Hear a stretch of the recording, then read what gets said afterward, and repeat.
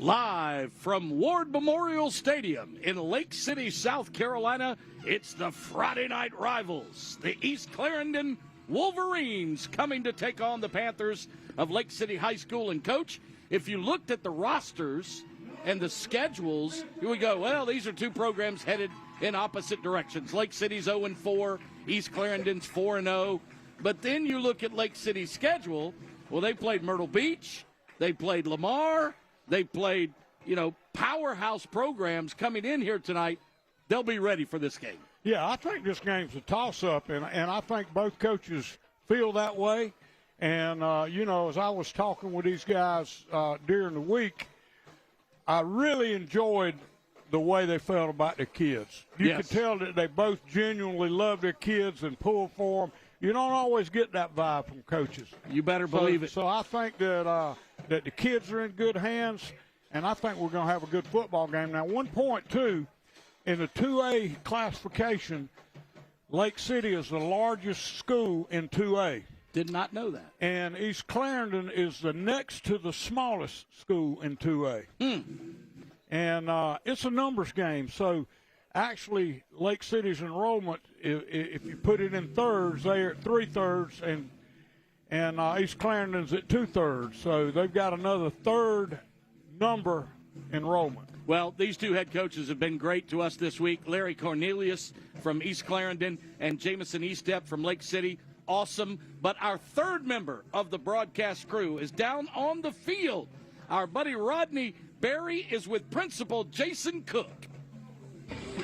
Hey guys, it's Friday night and it smells like football down here tonight. I'm with Principal Jason Cook. You guys got a lot of things going on. First, you're going to do Hall of Fame inductee tonight, right? Yes, sir. Super excited. We got 5 legends coming back to be inducted tonight. So we're glad they're here with their family. Super excited for them. Well, that's exciting. Y'all got a little something else going on. You're going to do some renovations here next year, right? Yeah, no, that's got a lot of people in the community talking. So we are excited. Been time for that. The district's been working hard. Their administrative team put a lot of work into this. So next year, we're really proud of that. So long time coming. We're excited. Good deal. You couldn't hide your excitement before the game when we talked earlier. So look, we got some people that want to help with this. This is Conway Medical Center, and they sent this check for $500. Got you. We sure appreciate that. We'll put it right toward it. Good deal. Throwing that perfect spiral back to you guys up top. Thank you, Rodney. We're going to take time out. When we come back, we're going to talk about the renovation of this historic stadium in Lake City, South Carolina, and we'll talk about the two teams and the keys to victory when we come back to the Conway Medical Center Friday Night Rivals on CW21.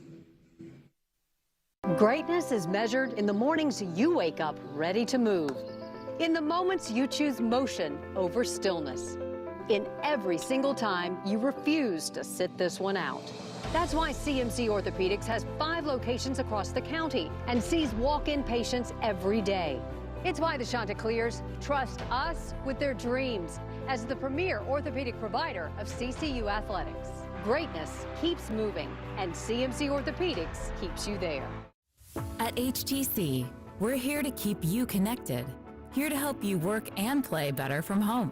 And most importantly, here with HTC Smart Wi-Fi, providing a safe, secure, and reliable fiber optic connection. We're HTC, and we're here for you, so you can be there for all of life's best moments. Stay better connected. Build closer connections. Connect with HTC Internet. HTC, here to connect. Clogged toilets? Is your kitchen sink backed up? Do you have a leaking faucet? Call the experts at Benjamin Franklin Plumbing and let us help with any of your plumbing problems. We repair leaky or broken water heaters, fix frozen pipes, unclog sewer lines, and even repair garbage disposals. We're here for you 24 hours a day, and we still don't charge to come out during regular business hours. Benjamin Franklin is your punctual plumber. If there's any delay, it's you we pay. Everybody's been waiting on it, the totally redesigned 2026 Palisade, and it's here at Myrtle Beach Hyundai. The 2026 Palisade has more safety features than you can count. The 2026 Palisade is built for comfort and style with the latest tech to keep you connected while you travel. 4.99 interest rate for 60 months. Leases start at $489. You can be the first in your neighborhood to have the new 2026 Palisade. It doesn't matter who your team is, you're always a winner with Myrtle Beach Hyundai. Back at Ward Memorial Stadium in Lake City, South Carolina, Coach, the Panthers taking on the Wolverines tonight, and you've got some keys to victory from Myrtle Beach Hyundai. Well, you know, talking to Coach Eastep from Lake City, he feels like that they got to get rhythm in their passing game. They're going to throw the ball around. They're going to give a lot of 10 personnel, which is no tight ends, 4 wide outs, and they got to get in rhythm. And he's got to limit the time of possession that they have on the other side. And then when you get to Coach Cornelius at East Clarendon, he says that they got to beat Lake City. They got to exploit their defense. Well, yeah, he said that he's got to shut down the Lake City quarterback and limit the explosive plays, because I think they throw it down the field, they're going to get it out when they need to. And he said he's going to have a spy on the quarterback. And so if he can stop number 12 and 13 at the wideouts and spy that quarterback, he can shut them down. All right, Myrtle Beach Hyundai. Remember, no games, no gimmicks, just good deals at Myrtle Beach Hyundai. It's time for the Horry County Solid Waste Authority protecting tomorrow's environment today's starting lineups. East Clarendon will have the football first as they won the toss and elected to receive, which is a rarity. And quarterback Gavin White will have Skylar Cornelius, the coach's freshman son, behind him. How about that? Yeah, and I tell you, I know exactly why Coach Cornelius wants to receive the ball, because his philosophy is a long drive and punch it in from short field. How about that? He wants to run the football, and he says he's going to get in the gun formation. He's going to run anywhere from a 10 to a 13 personnel, the 1 being the number of backs in the backfield, the 0 being the number of tight ends. But when you get to a 13, he's got 3 in the game. Wolverines have Easton Donlin, Johnny Boynton, Crosby Timmons, and Barnes Connell at wide receivers. The front 5, Walker Kirby, Coy Wright, Colton Baker, make that Xavier Smith, and Jalen Barron are your starters on offense. The defense for Lake City is Amon Chandler, Fred Gibbs, and Tyler Williams up front. The linebackers are Hunter Blanchard, Shayon Shavers, Jorel McClary, and make that Kajan McCray. High kick, short, caught at the 20, returned to the 25, turning the corner, 30, 35, 40. He's got a lane, but he's finally cut off just outside the 45-yard line on the return for East Clarendon. That was Shamar Graham. The corners are Tracy Benjamin and Zaire McFadden, and Shaquem Epps and JT Burgess are your safeties. And, Coach, I laughed about this. I'll tell you after the play. Both coaches sent me their starting lineups earlier in the week, and they were a little confusing. But I'll talk about it after this play. 4 wide outs, a single setback. They're going to go deep on the very first play, and that would have been 6 had he not outthrown him. Yeah, they simply ran 3 verts on 2/3 of the field then, and the safety just didn't get over quick enough. And had he hit that one on the nose, it would have been a touchdown. Now, I want to say this. The best player supposedly on the field, according to both coaches, is a 9th grader. And that's Coach Larry Cornelius' son. And they both play a lot of freshmen. Yeah, they're a young team. We got a flag down, Al. I'm not sure what we got. And the side judge threw that flag about 20 yards to his left. He wanted to make a point. Yeah, he wanted to make sure they saw that flag coming out. And it's against the defense. They must have lined up in the neutral zone, so it'll be 2nd down and 5. And, again, expect a lot of tight ends in the game, which we see 2 now, so they'd be in a – yeah, 2 tight ends. That would be a 12 personnel, so 1 back and 2 tight ends. Well, that's what I was going to say about their starting lineups. Here's a fumble of the snap. The quarterback is going to try to keep it himself, and he's going to be taken down in the backfield for a 3-yard loss. But, Coach. And that was 45, Amon Chandler on the play. And that's a big play for him because they put him back in that zone. And again, you got to keep in mind, East Clarendon wants to control the football. They don't like these kind of D&Ds. I joked on my show this morning on ESPN Radio 96.3 FM in the PD that both coaches sent me starting lineups that had like 15 players, Coach. And I know it depends on the alignment in which they're in. Here's a wide-open receiver across the middle. He caught it at the 25, down inside the 20, close to the 15-yard line. It'll be first and goal in the Robinson Community College red zone. And that was my cousin, Jordan Green, on the catch. Yeah, cousin Jordan. And then Zaire McFadden. Now, again, he was right inside the free safety, and you can see right here that the safety jumps that out route, and he's locked up with a linebacker, and they're going to come back to that. You can count on it. Now, what they're going to do, East Clarendon wants to do, is they're going to read the box every time. And they hand it off for the first time in the ball game up the middle. And that was Shayon Shavers on the tackle. He plays running back, linebacker. He's the long snapper and the kicker. And it was Tyquan Wilson on the carry. He does a little bit of everything. Tyquan Wilson is the backup, senior tailback for East Clarendon. They've got 2nd down and 8 inside the 20-yard line, and we've got an official timeout. Looks like an equipment situation. And when I talked to both coaches, I said, Coach, I think you can only start 11. But they both had like 15 starters. Yeah, and they're playing guys both ways. Both of them are. Yep, and start a lot of freshmen. That's why I think Lake City is 0-4 at this point. We've got flags everywhere on the play. Like 4 flags come in. And I think Lake City is 0-4 because they're starting like 5 freshmen, Coach. Yeah. And on the tackle then was Shaquem Epps, a cornerback. And I think what we're going to see it's going to be interesting to see what the call was because they moved the ball down pretty effectively so far, and most of it came out on the long pass that they had, which basically was a vert out of the number 2 receiver. Looks like a NATO conference between the officials right now. Everybody is together. Hey, Paul. Oh, we got a medical problem, Donald. Paul's passed out. Somebody come up here and get him.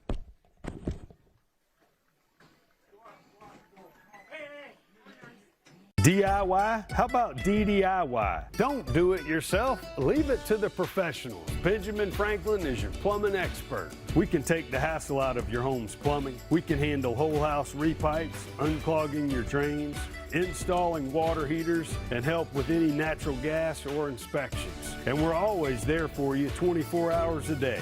Benjamin Franklin is your punctual plumber. If there's any delay, it's you we pay. Car wreck? Trying to do it alone? Handling it yourself? You thought it was going to be easy, didn't you? Hey, I get it. Let me guess. Your car isn't fixed. The adjuster won't call you back. You can't get medical treatment. They probably even offered you a quick buck. Hey, what's the old saying? A man who represents himself has a fool for a client. I'm Justin Lovely, and I'm here to help.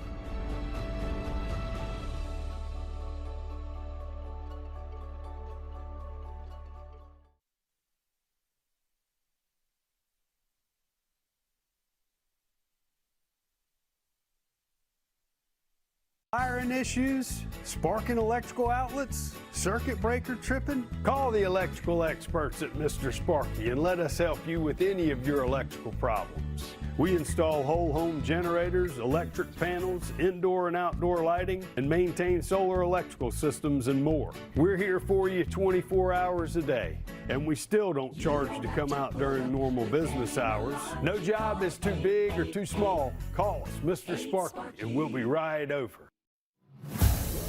Hi, I'm Lenore Sellers, South Carolina football quarterback. In football, making the right call can mean the difference between winning and losing the game. Your healthcare is no different. With multiple locations throughout the state, Hope Health offers convenient, expert primary and specialty care Make the right call and become a patient of Hope Health today. To learn more, visit hope-health.org. That's hope-health.org.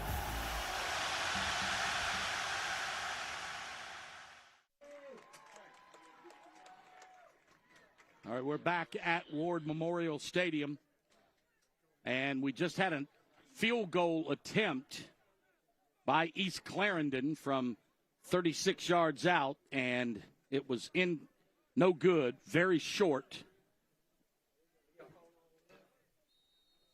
So it's still no score. Lake City with their first possession of the ball game. And, of course, Lake City wants to throw that ball around. They're going to try to run some they're going to mostly run 10 personnel, and they're going to spread them out.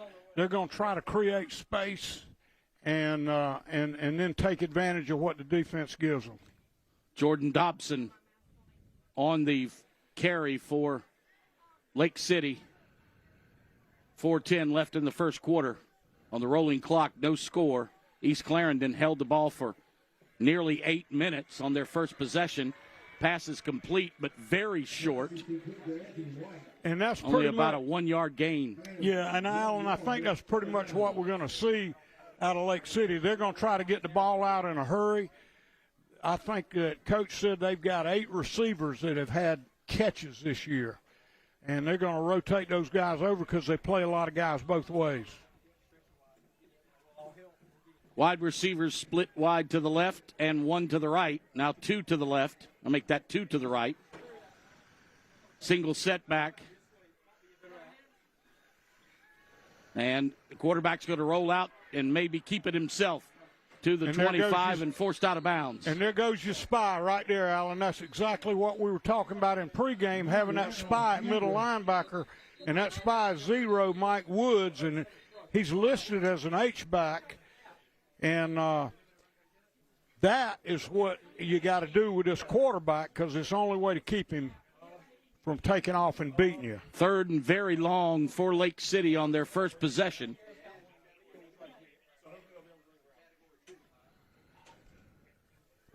And we're going to have a timeout on the field, official timeout. Now Lake City is going to decide to punt on 4th down.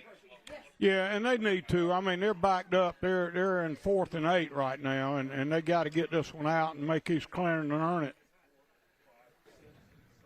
So East Clarendon on defense, wearing white jerseys with the gray pants and blue helmets. Lake City in all royal blue tonight from head to toe.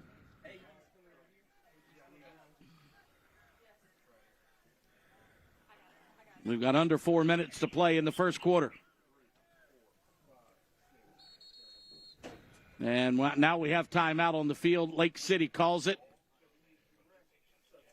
And there's no score on the clock or no score on the scoreboard.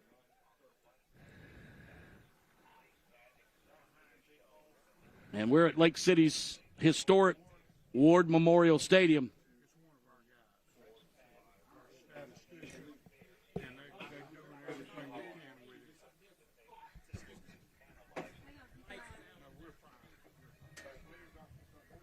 Oh, they're telling me it's 8:18 on the clock. I thought it was 4:18. I thought they had it almost 8 minutes. Yeah, they got a couple lights on that top button, but the point is they're going to get a new scoreboard next year. Yeah, that's what. and the principal, Mr. Cook, is right here in front of us, and he talked about that in the pregame that they're going to renovate this entire stadium. This stadium is nearly 50 years old, but it's a beautiful stadium. They're going to keep the grass, and here's a high snap. And a kick out of bounds near midfield. It's going to be in plus territory for East Clarendon. Yeah, and East Clarendon had a pretty good rush on, and I think that affected the kick then because he didn't get quite as much out of it as he wanted to. So it'll be East Clarendon's second possession of the ball game. They drove it inside the Robinson Community College red zone on their first possession, and now they'll have it on the Panthers side of the field to start their second possession. And quarterback Gavin White. It's not going to be long before they go back. They're going to take the number 2 receiver to the right, and run him, streak him down the thing and fly that back out because that safety's jumping that back. Now, they're in their jumbo set right now, and Coach was explaining that jumbo set to me. They're going to put the backs in the backfield, direct snap it to a back, and then block it from there. And I think that was with the ball then was it Cornelius? Yes, Skylar Cornelius. Yeah, and Skylar is just a freshman. Yep. But he can go, and that's the coach's son. And I was thinking, I said, I think it was the coach's son before the game. I don't know if it is or not, Coach. There were two. He's got two sons. Yeah. His first son was the quarterback, but he got injured early on, and he's out for the rest of for a good part of the season. Really? They expect to get him back toward the end. But Skylar is a ninth grader, and both coaches told me he was the most dynamic player on the field. And he picks up the Myrtle Beach Hyundai first down at the 37-yard line, 1st and 10 for East Clarendon. Yeah, and again, they're in their jumbo package, and I think you're going to see them keep on until they're not getting that again. And they're shifting those linemen. They're getting in behind three. They're running the counter tray. Boy, that was a heavy jumbo package, wasn't it? Well, and what they do, they shift to the opposite side, tried to get the defense to shift, and then they came back to where they shifted from. So again, well, I think I was right to begin with. There was 4:13 on the clock. It's now 1:56. They said. Second down and 5 for East Clarendon. 1:42 to go in the first quarter, and they snap it directly to Picasso Brown, and Picasso tries to paint the picture for a first down, and I believe he did. I knew I was going to use that at some point. I didn't think I would have it this early, though, Coach. Yeah, you know, this game is kind of been exactly what I had expected after talking to both coaches. They're basically, they didn't lie to me because they're doing exactly what they were talking about. He said he would get in his jumbo package early and just make them stop him. Well, that's what they're doing. Counter again. Picasso Brown once again with the jumbo package. And he gains about 3. So we'll call it second down 7, under a minute to play and that's in the first quarter. That's nothing but physical football out there, Alan. They're knocking them down. Clock rolls under a minute. No, it's not. It's 5 minutes, Alan. You can't read that I don't think that's right, Coach. It doesn't have the numbers on the top. Okay. I'm telling you, it's 5. Okay, I will agree for a minute. We'll see when the clock runs out. All right. And that was just a counter again. They're running a lot of counter. They're pulling those heavy guys up in the hole, blocking back. You may be right, Coach. It may be 5, but for a minute there was 1 up there. So, but yeah, it is hard to read because those numbers on the top. The top number off. Yeah. So. And you've never been off heavy jumbo. Yeah, heavy jumbo. And a timeout on the field. Penalty flag down. Or was there a timeout called first? Yes, motion. Yeah, motion. And that's what you can't do. You want to be in those 3rd and 1s if you're a running football team like that. And those 5-yard penalties put you in a bind. And that's what kept them from scoring on the last series. Yeah. So you were right, Coach. They marked the ball ready for play. So after a penalty, what we saw last week, when they marked the ball ready for play, the clock is supposed to run. And we got and a touchdown for East Clarendon. No, it's not. Or did he go out of bounds? He dropped it. Oh my goodness! I thought he had it right at the goal line and dropped it. And if we before he got there, if we could see that again, I want to show you on the TV here. They faked that same power they'd been running, got those backs up in there, but the outside or the middle guy snuck out, and you can see him sneak out there.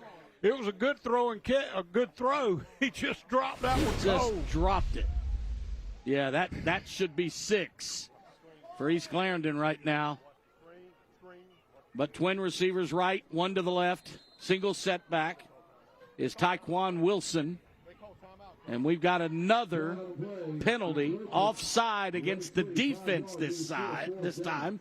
So it's going to be 4th and very short. 4th and you short. Go for it here? Well, they are. They're trading their personnel already, and I guarantee you they're going to put that jumbo package back in, and you got to go for it down here. 4th and 1, Allen. Yeah, inside the Robinson Community College red zone now. They've got one man wide to the right. Actually, they got 2 tight ends and the heavy jumbo in there. They give it or snap it directly to the tailback, Skylar Cornelius, and he barely got it. Yeah, I think he got just enough. I'll have to wait to see the spot. Officials timeout to get the spot. And what's going on out here, Allen, mentally for these players? Lake City likes to throw the ball down the field. They like to get on the field. They like to go. They like to spread the ball out. And, hey, Paul, talk to me, boy. Hey, did you write that book? All right, 4:13 on the rolling clock. We got the quarterback. Snap it directly to Tyquan Wilson. Wilson is stopped in the backfield for a 2-yard loss.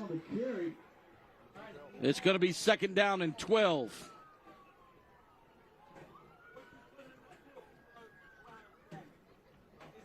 .349 on the rolling clock there in the first quarter.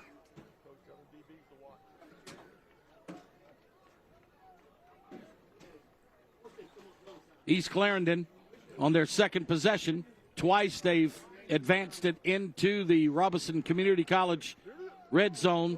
They give it off to Wilson, or snap it directly to Wilson, and Wilson is stopped again for a 1-yard loss. So it's going to be 3rd and 13. Loss of 2 on the play, it's 3rd down. Lake City, blue jerseys, white numbers, gold trim, blue breeches, blue helmets. Single setback. Twins to the right, one to the left.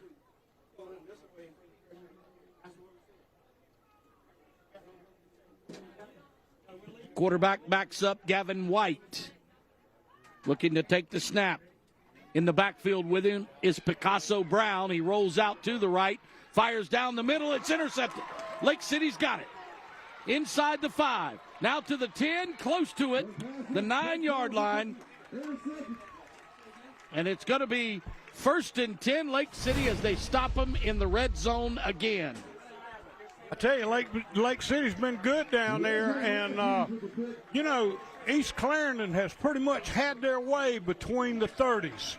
But once they've gotten in the red zone, they've struggled, haven't they? Yeah, Lake City has done a nice job stiffening right near their goal line. Now, one thing that I want to, and we really haven't seen Lake City's offense that much. East Clarendon has pretty much controlled the football. And they're just running off tackle power right here. So the Panthers on their second possession, but very deep in their own end zone this time at the 10-yard line. It'll be 2nd down, and let's see how many they lost on the play. Looked like about 5, Alan. Yeah, it's about 5 or 6. So, or actually, there must have been a penalty called because it is 2nd down. They did change the down number. So it's 2nd down and 15. Twin receivers to the right, one to the left. Make that opposite. Twins to the left, one to the right. Now up the middle. Running back is hit hard. A late penalty flag again. Yeah, and that looked like it could have been a face mask. I'm not sure, Alan. It's kind of hard to tell.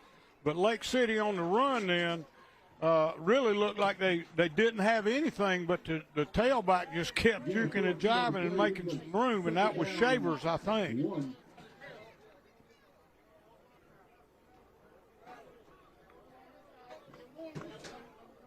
Looks like they're going to mark it against Lake City.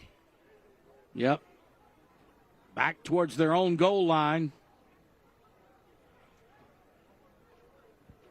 Flag on the play is holding. Half the distance. Half the distance of the goal. Repeat. So it'll be First down.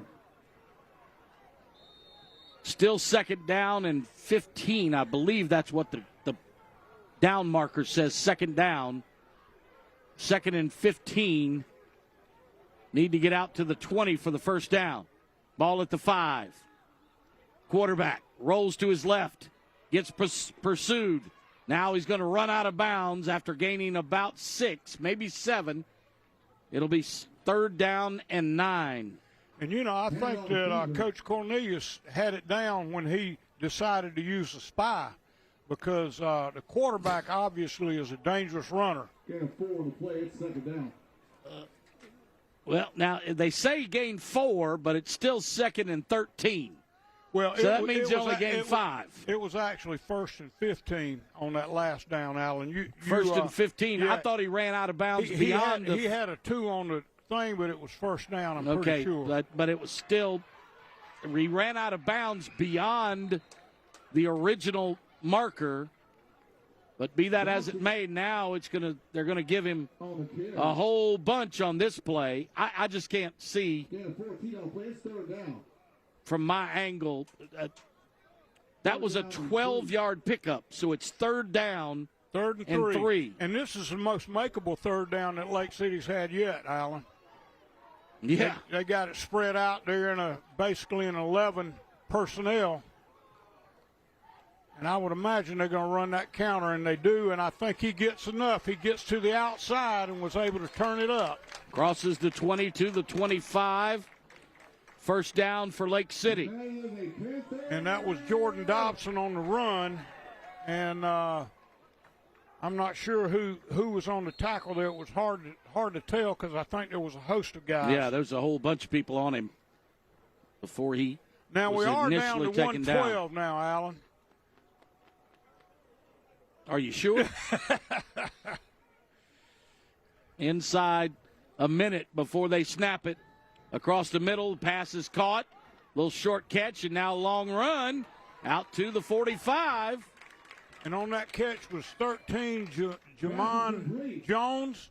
And the Lake City tackle was one of the corners. It may have been Cornelius and Brown. And that's a Myrtle Beach Hyundai first down, 20-yard pickup for Lake City. Coach Jamison Eastep has been the interim coach for the past 2 years. Terrell Fleming was in a serious bus accident in the summertime, and they had a 7-man summertime workout, and on the way back, his bus got into a serious accident, and he was out for a couple of years and finally made it back this year as a teacher. But Jamison Eastep filled in as the interim and now is in his first year as the full-time head coach. Yeah, and that was Jesse Floyd, it looked like, on the tackle then.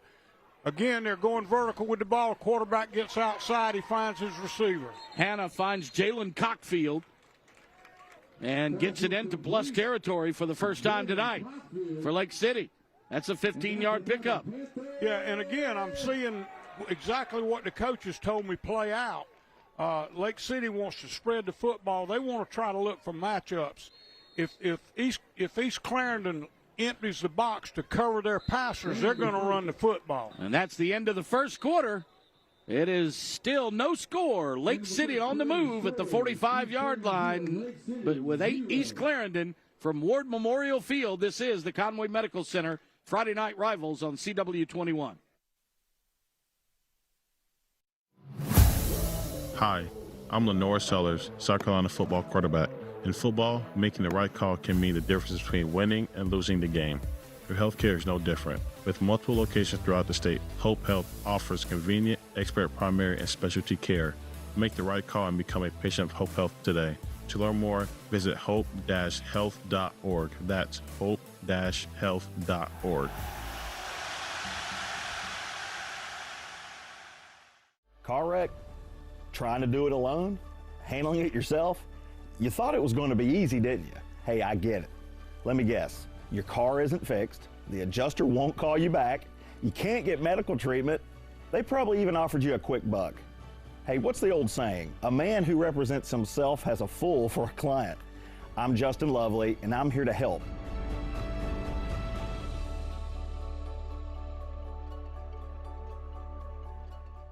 Hurricane season is here and we're ready to help keep your power on. Don't be left in the dark. Prevent power outages in all kinds of weather with a Briggs & Stratton backup generator. We'll help determine the correct size for your home to keep all of your electrical devices running. So keep your family safe and comfortable with a Briggs & Stratton backup generator today. You don't have to put up with any malarkey. Call 888-8-SPARKY. The all-new 2026 Hyundai Palisade has finally arrived. The most anticipated 2026 vehicle is here at Myrtle Beach Hyundai. The Palisade is built for comfort and style, whether you're taking the family out to dinner or on a road trip for vacation. The Palisade is the vehicle you owe yourself to get you there. The latest tech to keep you connected and safety features to protect your precious cargo. New Palisades are arriving daily, and we're ready to show you this exciting new vehicle. It doesn't matter who your team is, you're always a winner with Myrtle Beach Hyundai. After the game, switch over to ABC 15 for the End Zone. All your highlights at 11:20. Back here at Ward Memorial Stadium, tonight is Hall of Fame night in Florence County School District 2. 5 of the major historic figures in Lake City High School football and sports history are being honored here tonight. And Deshaun Butler, along with Bill Hanna, as well as Bootney McFadden and Shay Rollins, are being inducted into the district. It's actually District 3 Hall of Fame here tonight. And Lake City now with the football on the East Clarendon 45-yard line on the first play of the second quarter. And East Clarendon has pretty much emptied the box. They've got 5 in the box, and they're covering with 6 right now. Don't be surprised to see a run. Oh, nice tackle. Right there in the middle by Xavier Smith. And that was big. That was Dobson with the run, and that was big Jesse Floyd, I think, coming off the edge then and making the play. And I tell you what, he put a licking on him. Yeah, Xavier Smith just grabbed him. That was Smith, wasn't it? Right in the middle. How'd he get there from the nose guard? I don't know. Position? The nose guard, he got in the backfield in a hurry. Yes, he did. Twin receivers right and left. Single setback. Running back tries to block, but the quarterback's going to keep it himself. Hanna takes it outside. Close to a first down. And, Alan, I think they keep the clock rolling as he run out of bounds at about the 39. Yeah, and I think that was a cue run all the way. That was Amari Hanna, the quarterback, and they said they had to be able to stop him to do anything, and that was Picasso Brown on the tackle. And basically he got more. It looked like a predetermined quarterback run to me. Yeah, I think so too. He had the back in the backfield. Dobson blocked for him. And now Dobson will keep it or take the handoff himself and carry for maybe a yard. Not enough for a first down, so it's going to bring up 4th down. And on the tackle was the outside linebacker, Barnes McConnell. It'll be 4th and a long 2 from the 38. A long 2. Long 2. You could say a short 3. Yeah. Need to get close to the 35-yard line.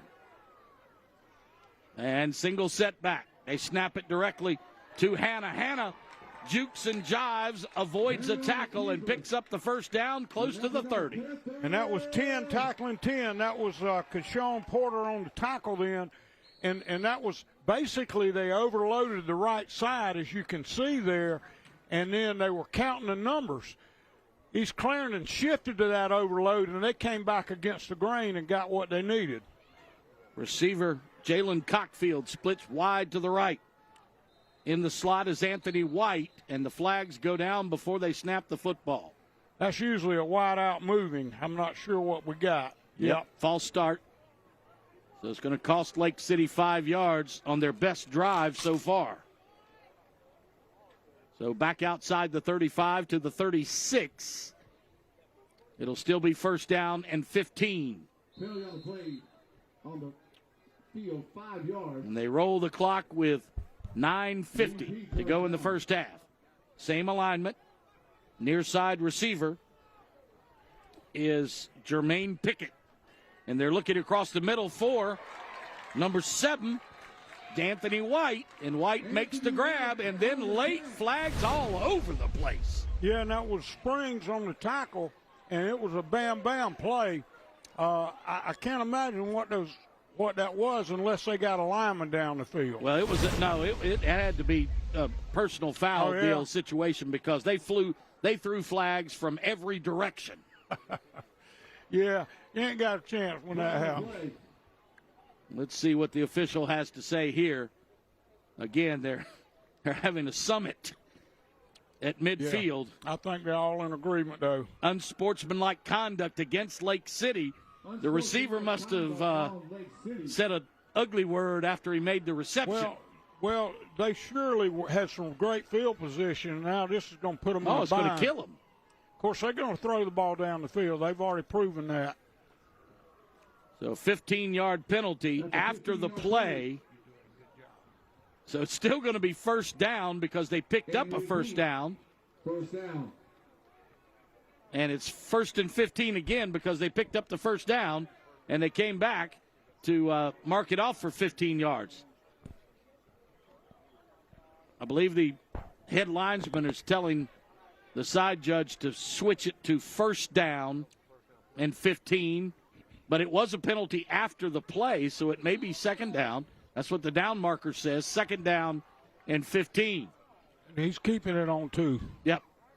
They hand off to the tailback. He turns the corner left and is pushed out of bounds. Jordan Dobson gains about 4 maybe across the 35 to the 34, so it'll be third down and 12. And I think that was Dobson in on the first, but he had about 5 other people helping him with that.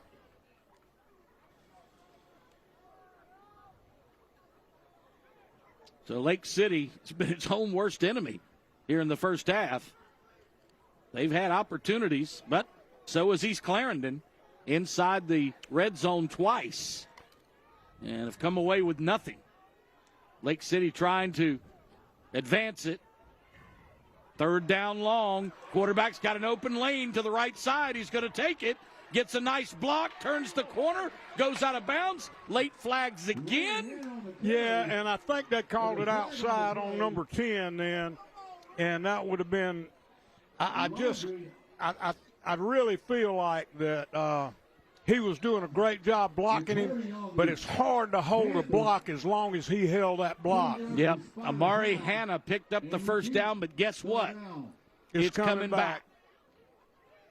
Yeah, and you can kind of tell that when you saw where the flag was thrown, because typically they're going to throw it in the direction of the flag.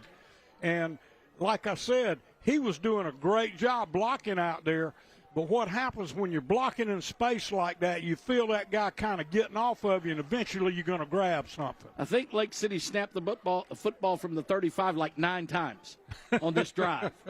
They've had it a while, haven't they? Yeah, they've had it at the 35 on this drive for at least 4 or 5 plays. And now they move it back a half a yard. So third and 15 from the 36. And we're yet to get in the end zone, but we've seen a lot of offensive play. That both teams have moved the football. Now the quarterback on the Q counter keeps it himself. He's got an open lane right up the middle. Nice tackle by Wes Springs. Yep, that was Wes Springs, and that was Hanna on the run.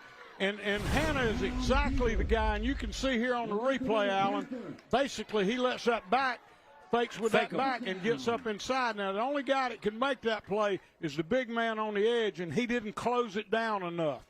He came up the field, and by then the quarterback was gone. That was an excellent play fake, too, by the quarterback. Yes, it was. So Hanna takes it into the red zone, Robinson Community College red zone, and hands off to his tailback, Jordan Dobson. And Dobson is taken down after maybe a half-yard gain. Yeah, and it looked like Mike Woods on the tackle, but he had some help as well. And I tell you, those Lake City backs are stubborn. They're hard to bring down. So 2nd down and 9 inside the 15. So another Myrtle Beach Hyundai first down. Myrtle Beach Hyundai, no games, no gimmicks, just good deals at Myrtle Beach Hyundai. In the backfield, Shayon Shavers for Lake City. Along with Hannah. Hannah's going to keep it himself. Hannah's done most of the damage on this drive. He is thrown out of bounds. I thought Lake City fans wanted to they wanted a a flag, and I thought he had one, but he was just using his bag to mark.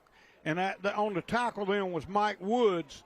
And I tell you what, they are attacking the weak and short side a lot because I think East Clarendon is playing the width of the field because of the passing game. Only a 2-yard advancement, so it's going to be 3rd down and 7. Inside the 15-yard line, almost to the 10. So they can get a first down without a touchdown. Yeah, but they don't have a lot of time to punch it in. Well, I think they Coach don't use one. I think that this would be their second, Allen, if I'm not mistaken. Yeah. So a timeout by East Clarendon. We'll take one with them. 7:18 to play in the first half. No score, but Lake City's knocking on the door when we return to the Conway Medical Center. Friday Night Rivals on the CW21. Greatness is measured in the mornings you wake up ready to move. In the moments you choose motion over stillness. In every single time you refuse to sit this one out. That's why CMC Orthopedics has 5 locations across the county and sees walk-in patients every day. It's why the Chanticleers trust us with their dreams as the premier orthopedic provider of CCU athletics. Greatness keeps moving, and CMC Orthopedics keeps you there. Sometimes unwanted guests show up unannounced, and they refuse to leave. They make themselves at home, making life uncomfortable. But that's when you call A&I to show that unwanted guest the door and keep them from coming back.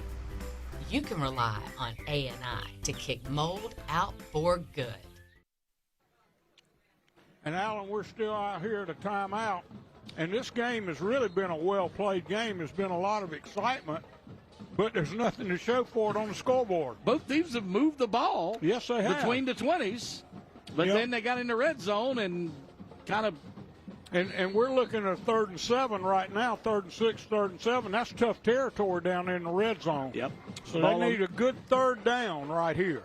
Left hash, single setback is Shavers.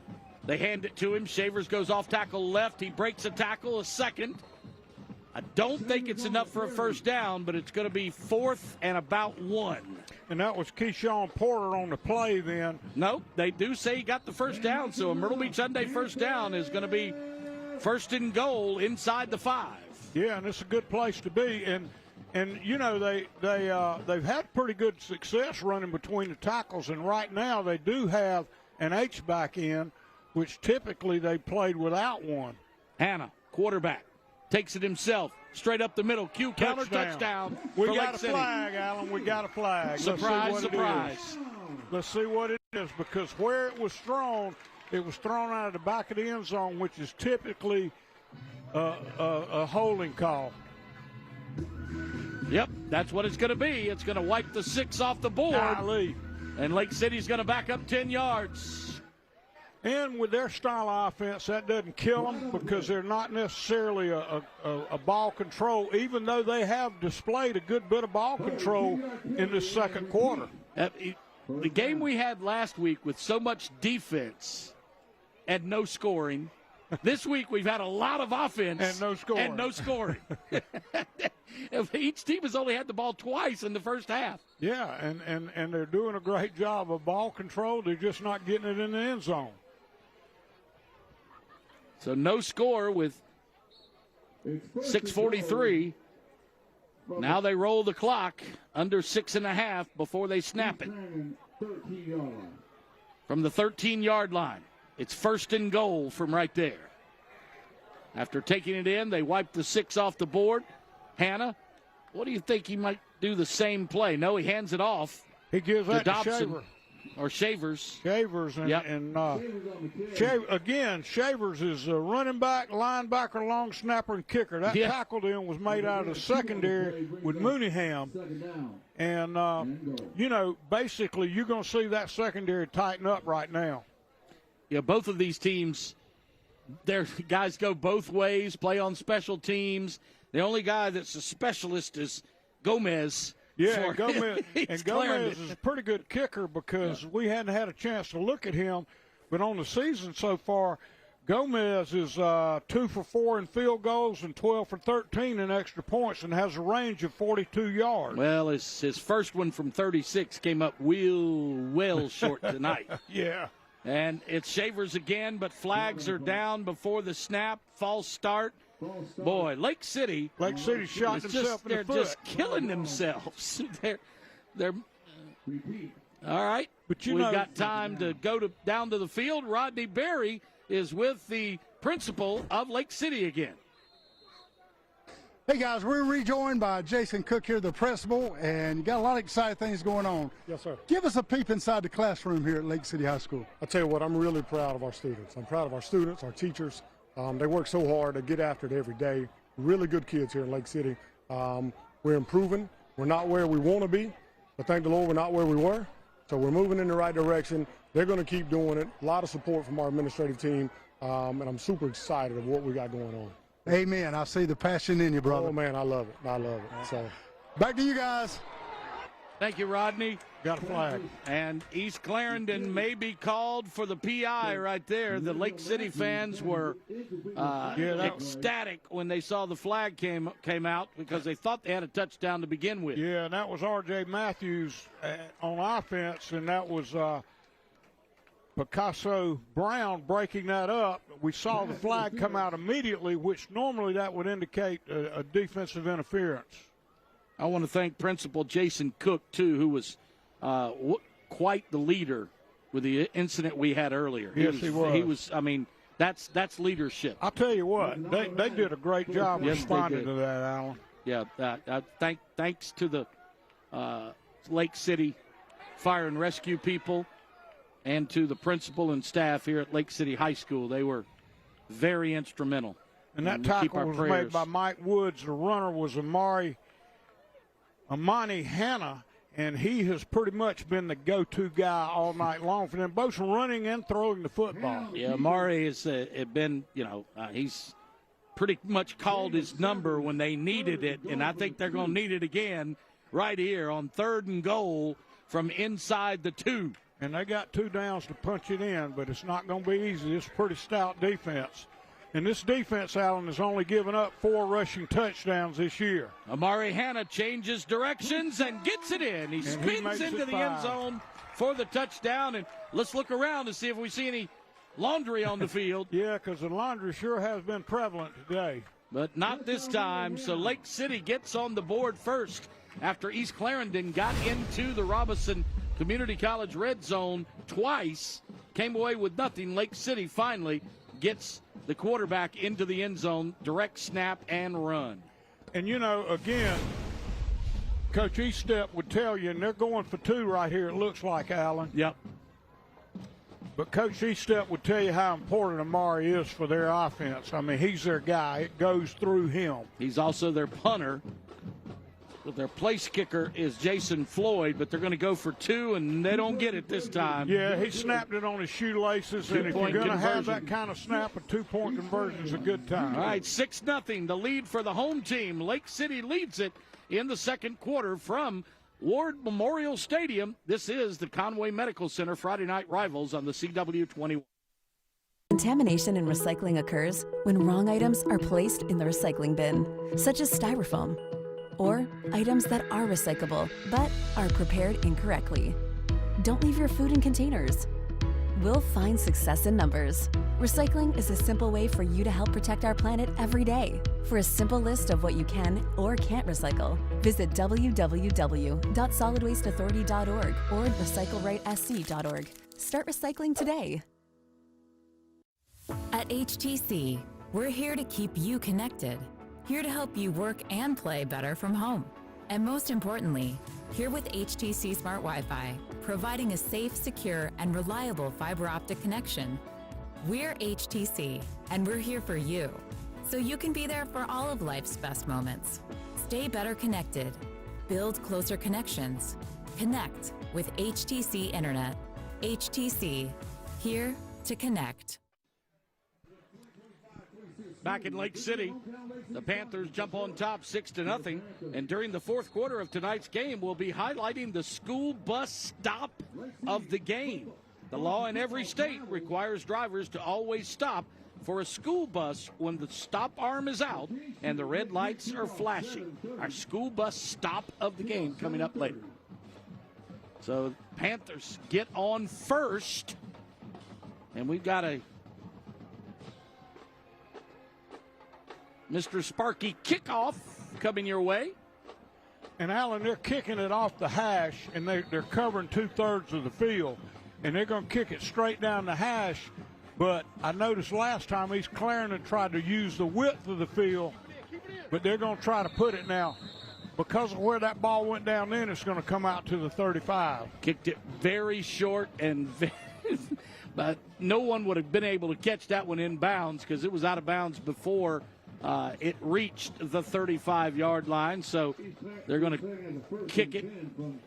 I thought they'd make them kick it again, but they are going to take it at the 35.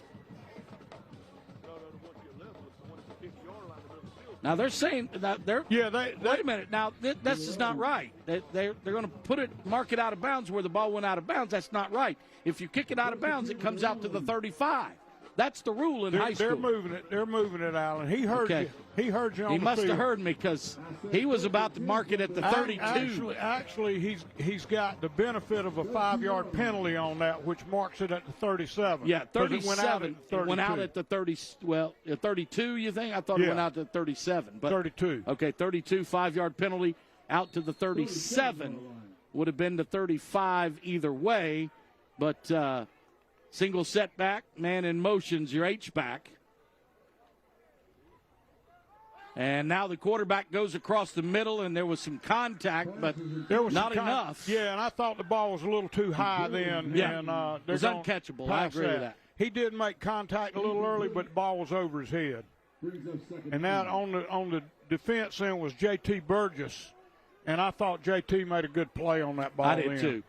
He made some contact, but the pass was too high to begin with, and it was just incidental. So Barnes McConnell comes wide to the near side, but they hand it up the middle, and that's Cornelius. Cornelius breaks a tackle, gets 10, maybe 11 yards, and picks up the Myrtle Beach Hyundai first down at the 49-yard line. Yeah, that was Skylar Cornelius, and on the run, on the tackle was Shavers, and we heard both of their names a good bit. I tell you, for a freshman, he runs with a lot. He's got a lot of little punch for a little freshman like that. You wouldn't think he'd have as great a leg drive as he does. Yeah, 14 years old, and he's got some shake and bake about him. Got some great quickness.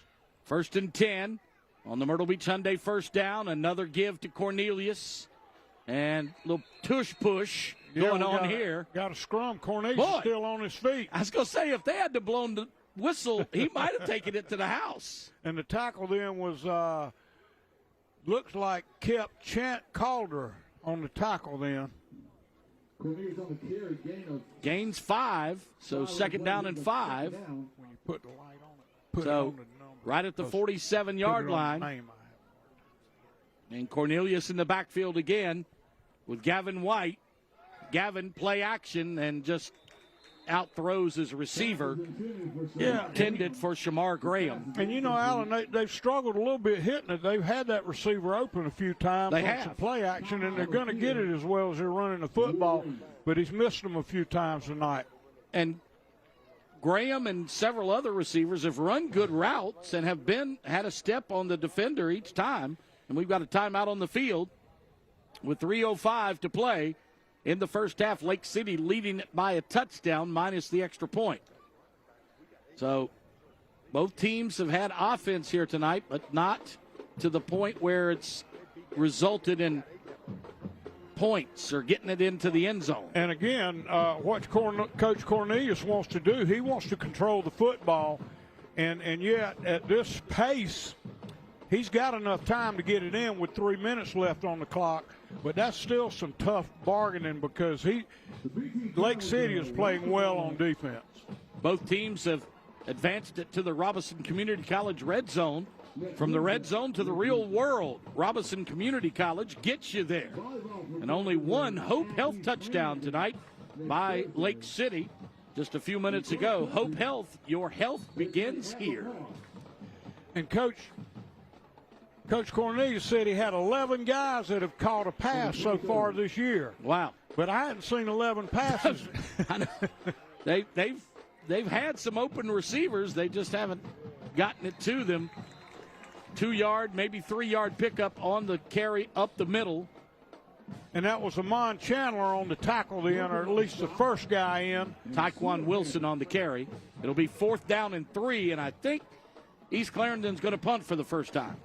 Yeah, and I think they want to put Lake City on the long field. You know, they have given them couple times some good field position. And I think in this situation, you do want to put them on the long field. You don't want to give them the ball at the 50 with 2 minutes left. 2:36 to play first half. Got the heavy jumbo package in there. They're going for it. I think he's running that thing out. Yeah. He's going off tackle to the right. Cornelius. They want to take a look at it is what they're doing. They're taking a look at the set. They're going to change the play. And now he's got Cornelius running the counter. You watch this. They got the heavy jumbo in there. Cornelius is stopped for a loss. Stop for a loss, and they'll turn it over on down. And there was 10 players in. I think the initial hit was maybe made by Ryan Keeve. We can see here the initial hit, but in essence, the whole team made that tackle. Yeah, everybody was in the backfield on that play. Everybody was in the backfield. They sure were. And that's how you like to see your defense swarm the ball. That's always heartening for a coach. Now, this is a big drive right here. They got 2 minutes on the clock now, and they can score quickly anyway. Mm-hmm. So I think this defensive possession for East Clarendon is their most important yet. Jamison Estep's team was 4-7 last year, 0-4 this year. But like I told you, they played some powerhouse football programs: Myrtle Beach, Timberland, Lamar. I mean, 0-4 is not your average 0-4. Yeah, and that was actually Mike Woods that forced Amari Hanna out of bounds in. And, of course, the danger of Hanna here, he throws it down the field well, but if you play coverage, he's going to take off running that thing. So you got to keep an eye on him all the way, and we'll see if the spy continues to spy. It's been Mike Woods. Your boy T.W. Terrence Williams, our good spotter tonight, doing a good job for Coach Jordan, and a great tackle in the open field. Yeah, man, and that was Anthony White running the ball, and I tell you, Brayon Brown came up and made a great play from the edge. You can see right here. Braylon Brown just laid it to him. He comes in, and of course he was outside and came in. That was a great play for him then. And the important thing is that it kept the clock running. Yeah, and that was a textbook tackle in the open field. 1:25 on the rolling clock. Trip receivers to the bottom of your screen, one to the top. Empty backfield. Quarterback looking, now running. And is caught from behind the tail of his shirt. Kept him from picking up the first down.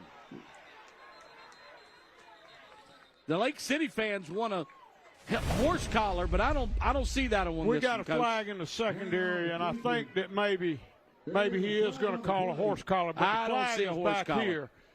Let's see what we get. He got him by the shoulder pad. Yeah, that was a jersey. That was a jersey, because if it had been a shoulder pad, it would jerk his neck off. Yeah, I didn't see a horse collar on that. But most of the time, when you get the collar of the jersey, Allen, they're gonna get you on a horse collar a lot of times. This is what they're calling personal foul. And that's a big penalty for him, He said too. face mask, but I didn't see that. Maybe they saw something early. Well, I tell you where the action was. We had a brawl going on behind the play. I was watching that. I thought that was pretty enjoyable. Well, it was a Myrtle Beach Hyundai first down, regardless, at the 34, and the quarterback is looking deep. 1 minute and 3 seconds left. He's got a man open, but he throws it out of bounds. Yeah, and that was Jamon Jones on the catch, and then Wes Springs was covering then, and he did a great job of coming over, and Jones had a chance to make that play. You can see here. Jones could have made it. But Springs came all the way over from the safety position. It wasn't a bad throw either. No, it wasn't bad at all. That's a little bit wide. Yeah, that's one of those back shoulder throws. He just looked the wrong way for it. Yeah, that was a tough catch, obviously. Yep. No question. 2nd down and 10 from the 33 for Lake City. Trying to get on the board again with under a minute to play, and they throw it across the middle of the field. It's caught by R.J. Matthews. Matthews gets hit right at the first down stick. Penalty flags come out late again. And that was R.J. Matthews on the screen. And looks like Brayon Brown was the first guy in. Was that Braden or Braylon? Braylon Brown was the first guy in. Well, it looks like this one's going to go against the Panthers, which they hurt themselves on the last drive all the way, and that was kind of a block in the back on the run by R.J. Matthews. Well, the problem when you got an open play like that and it's spread out, you can't get by with anything. Yeah. If you're grabbing a jersey or you're holding on, it's out there in the open. When it's wide open like that and you're running free, they can see everything then. Not so much in the scrums. And we got 40 seconds yet left. I know they got one timeout left, if I'm not mistaken. They put pressure on the ball. He gets outside. He's going to run the football. And he's got a lot of room and gets pushed out of bounds. Fumbles the football, but he had already stepped out of bounds. So that's going to be a first down. Move the sticks. And that was Amari Hanna again. And I thought he did a good job of trying to survey the field. He looked around, didn't see what he wanted. So he tucked it up and ran and smartly worked to the sideline and got out of bounds. He had twin receivers right and left with a single setback and called his own number again. He's got Shavers in the backfield this time on 1st and 10. They can get a first down without a touchdown. He throws it across the middle. It's almost intercepted. Nice coverage. They simply ran a slant route then. They were manned up on the corner, and he followed him all the way in. And McDowell then made the play. McDowell was actually the inside or the outside linebacker, but backed into that throw then. So 2nd down 10 from around the 15, just outside the 15-yard line. 24 seconds left in the half. 6-0 Lake City trying to add to it here in the second quarter. Low snap, quarterback throws the fade into the corner, and it's batted away. Nice defensive play. I thought Picasso Brown made a great play then, and R.J. Matthews was open for a second, but Picasso closed the gap and got his hands on that one, and that's how you want your corners to play. Still time for 2 more plays. Yeah, and that's Stop the thing. clock. And they're doing. I think Lake City's doing a great job managing the clock right now. Yep. 3rd down and 10. 19 seconds to play first half. Twin receivers to the right are Cockfield and White. In motion is Jamari Jones, and now we've got a stoppage. Timeout, I believe, for East Clarendon. Yeah, and you know, it's probably a good timeout for them because you want to see they let it go now. I don't know what the officials said. They said roll the clock, though, with 19 seconds left. Amari Hanna. Down to 12. Man in motion was Jamari Jones. They throw it across the middle, and it's batted down again. Another terrific play by McConnell. Yeah, McConnell had that one sniffed out. They tried to run a slip screen then. They were going to come back under the defenders, try to get them to look wide. And McConnell got out there and got his hands up immediately and just kind of ripped everything apart. So now the incomplete pass stops the clock, and Lake City is going to talk about it on a 4th down play upcoming. This is likely the final play of the first half. Yeah, either way, the time or the down is going to get them. And, again, we talked about this stadium being reconstructed in the offseason. I asked before the game, why don't you play at the new stadium on campus? And they said that's not a stadium.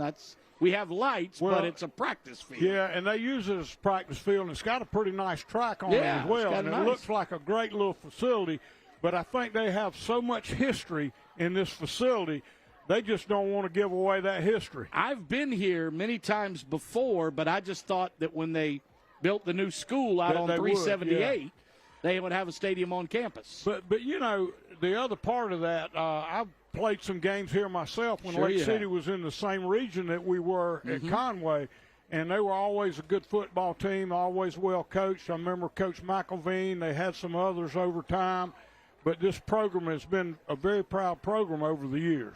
And their athletic director here is a great guy, too, baseball coach, and has been, just a staunch supporter of Lake City as a whole over the years, and we appreciate their help. All right, here's 4th down.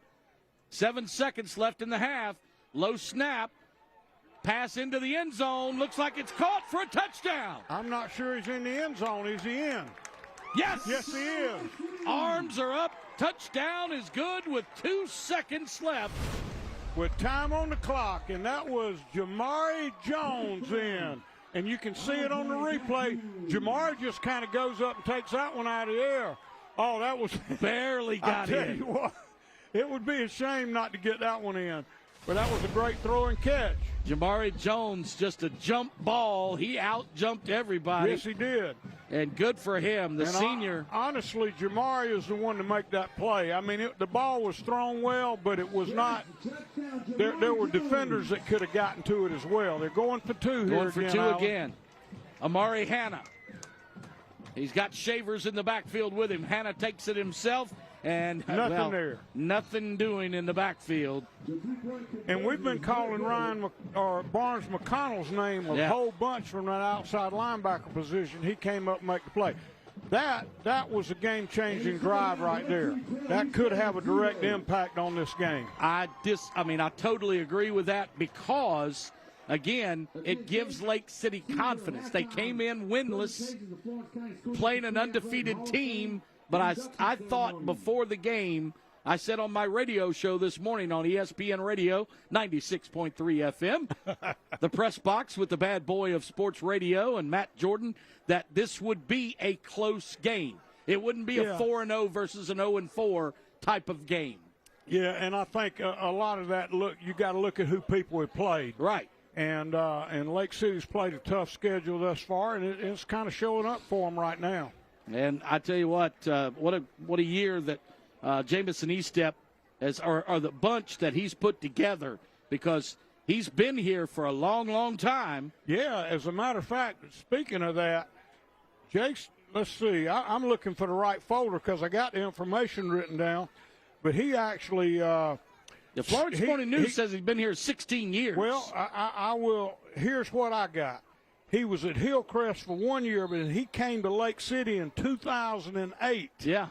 And he was assistant coach from 2008 until he became the interim head coach 3 years ago. He was 2 years interim head coach and 1 year as a head coach. He said this was year 18 in coaching overall, which would be year 17 at Lake City, if my math is right. Yeah. And so he's a Panther through and through. Absolutely. And I got to say this, Alan, his offensive coordinator at Lake City is also the hold on a minute, I got to find it on my board. His offensive coordinator, Ed Brogdon, and I remember that rascal when he played. And he graduated from here in 85. In 85, Lake City graduated. You told me both coordinators graduated from here. And the other coordinator, who was Lorenzo McFadden, coaches defensive line and also the defensive coordinator, graduated in 1994, Lake City graduate. So they got a lot of skin invested in this program. And like I said, the athletic director's been here a long, long time, and they love him to death. And so these people, born and born and bred, if you will, Lake City Panthers. And they lead it by a score of 12-0 now, and kind of a inadvertent onside kick. And it's finally covered, barely, by Braylon Brown for East Clarendon. But the clock's dead, and we're going to see another good half, I hope. All right, timeout on the field. The A&I Fire and Water Restoration halftime report. Lake City, the home team, leads it here at Ward Memorial Stadium by a score of 12-0 as you watch the Conway Medical Center Friday Night Rivals presented by Mr. Sparky on CW21. Car wreck? Trying to do it alone? Handling it yourself? You thought it was going to be easy, didn't you? Hey, I get it. Let me guess. Your car isn't fixed. The adjuster won't call you back. You can't get medical treatment. They probably even offered you a quick buck. Hey, what's the old saying? A man who represents himself has a fool for a client. I'm Justin Lovely, and I'm here to help.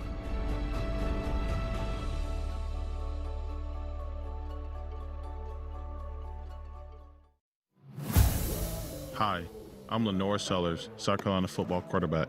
In football, making the right call can mean the difference between winning and losing the game. Your healthcare is no different. With multiple locations throughout the state, Hope Health offers convenient, expert primary and specialty care. Make the right call and become a patient of Hope Health today. To learn more, visit hope-health.org. That's hope-health.org.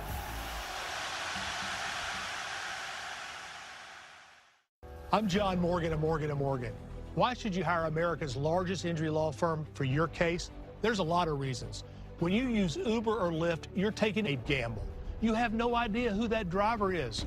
Were they paying attention to their phone or GPS and not the road?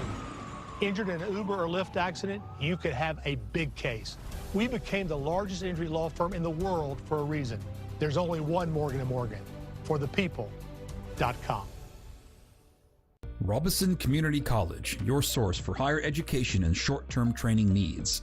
Offering accounting, basic law enforcement training, cosmetology, criminal justice, cybersecurity, electrical systems, EMS, HVAC, mechatronics, medical office administration, respiratory therapy, radiography, university transfer, artificial intelligence, welding, and more. Online and face-to-face instruction available. Learn more at robison.edu. Aprende inglés gratis en RCC. After the game, switch over to ABC 15 for the End Zone. All your highlights at 11:20. This is the A&I Fire and Water Restoration Halftime Report.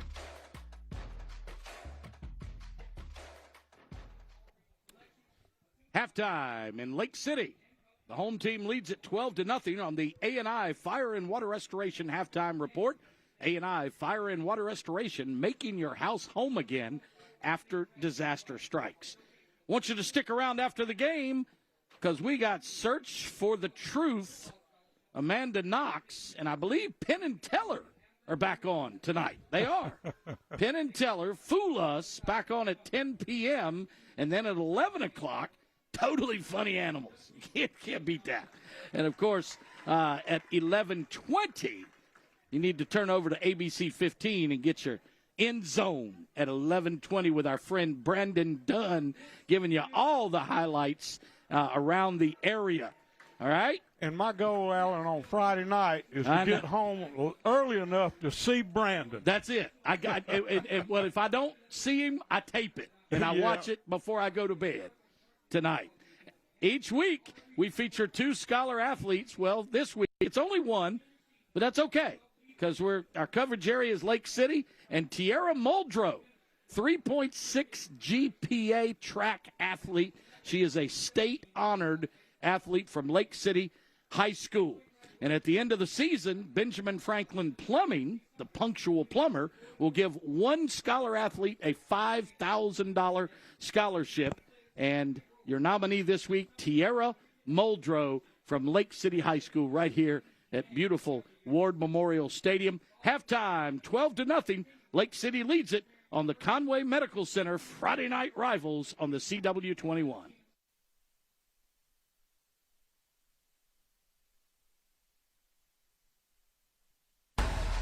This is the A&I Fire and Water Restoration Halftime Report. Recycle right, South Carolina. When bottles are compacted for shipping, liquids drip and splatter, creating a sticky, smelly mess. A quick rinse of all your containers before you recycle goes a long way. Visit www.solidwasteauthority.org or www.recyclerightsc.org for more info on how to recycle right, South Carolina. Clogged toilets? Is your kitchen sink backed up? Do you have a leaking faucet? Call the experts at Benjamin Franklin Plumbing and let us help with any of your plumbing problems. We repair leaky or broken water heaters, fix frozen pipes, unclog sewer lines, and even repair garbage disposals. We're here for you 24 hours a day, and we still don't charge to come out during regular business hours. Benjamin Franklin is your punctual plumber. If there's any delay, it's you we pay. Life can get a little hectic, and sometimes things slip through the cracks. But when life overflows, A&I is ready to step in. Our team acts fast to restore your home and bring peace back to your life. You can rely on A&I when life overflows.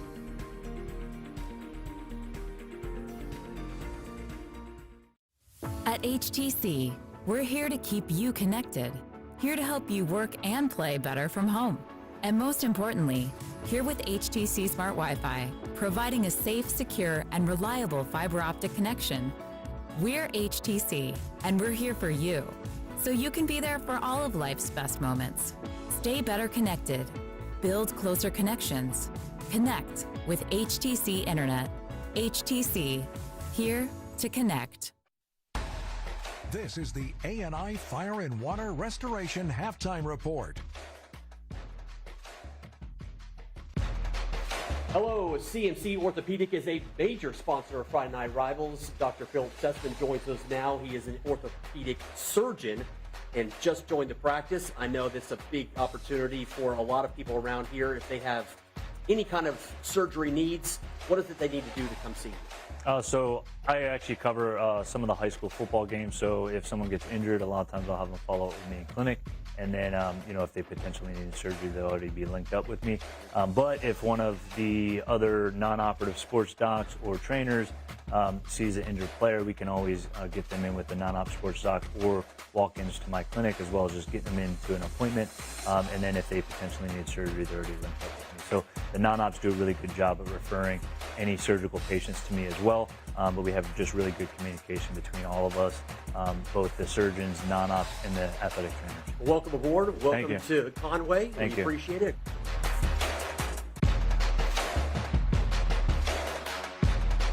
Right here with Tony Zach from Benjamin Franklin Plumbing. You guys coming back for your 6th year with Friday Night Rivals. How do you feel week 0, but high school football is back? How excited is that? Oh, yeah. Look, and how about the weather during this time of year? This has been a great August so far, so really looking forward to the fall football weather here. Glad to be a part of it, especially with the scholarship at Ben Franklin Plumbing. We've been doing it for 6 years, and it's just neat to make a difference in young student athletes' lives. Yeah, you guys, that's not something you have to do. Why is it something that you want to do, though? It's just important to give back to the community. I mean, that's how, all of our employees that live here, we're all part of this community, and it's great to give back any way we can. And this is just one of the ways that we can really highlight somebody as well by partnering with WPDE and just having a good time handling, hanging out with the student athletes.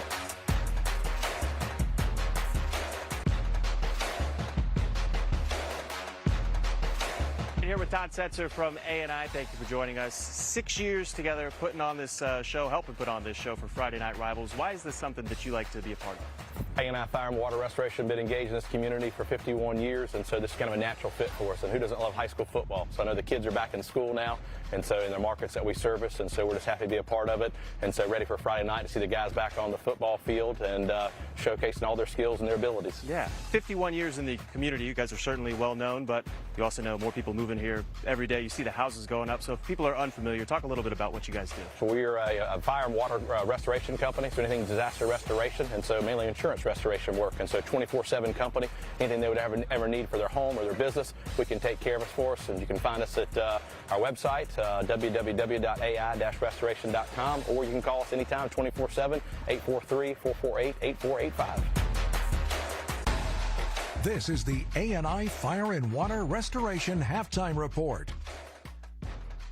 It's that time of the year again when the 2025 Hyundais have got to go to make room for the 2026s. I'm Cecil Chandler, and boy, do I have some deals for you. The 2025 Tucson is waiting on you with 1.99% interest rate for 60 months or up to $2,000 bonus cash. Lease is starting at $279. Plus, you get the best warranty. The 2025 Hyundais are selling fast, but don't worry. The 2026s are rolling in daily. It doesn't matter who your team is, you're always a winner with Myrtle Beach Hyundai.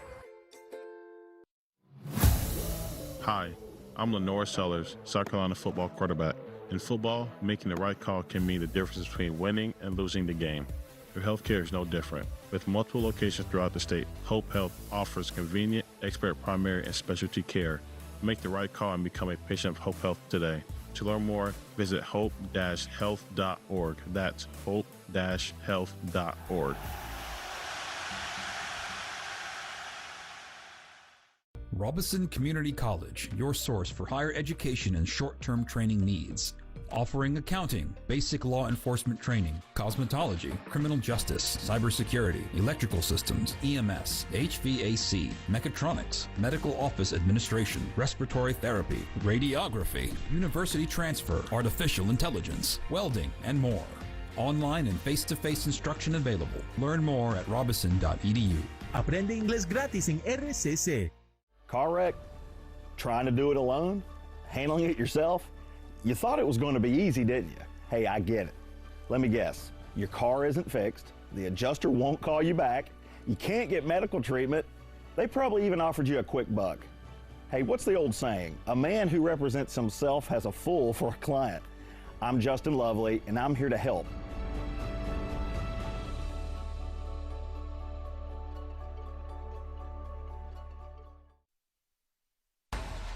This is the A&I Fire and Water Restoration Halftime Report. The best Thursday night lights and Friday night rivals highlights from across the country. Charlie's firing the ball deep. He's got a receiver. He also has a defender near him who comes down with the ball. Interception. No, Rickards caught it. I thought it was picked. No, Rickards caught it. Play fake, de Blasio's rolling to throw. Will launch upfield. Oh, what a catch in traffic. And breaking free is Wyndham. And he dives towards the pylon, gets in, touchdown. Wow. How about the effort by Wyndham? The catch in congestion, and then he turns up the sideline and dives to the pylon and scores. Watch this. This was something else right here. There's been some big plays in this game tonight. And this ranks. And Gilson is going to throw it outside, and it's intercepted. It is picked off. And this could be a house call. And he dives ahead. Justice Tilla. Over, looks to pass, got plenty of time. Now here comes the pressure. Going to try to get it to Keel and does. Keel keeps his feet. Look at Keel. Weston Keel's going to keep his feet, and he's going to go 10-5. Touchdown. Bearcat. Canadian backs got time to throw it. Does so. The corner of the end zone. Jump ball. They're going to call a flag on Simmons. And he caught it. Did he catch it? They give it to him right here.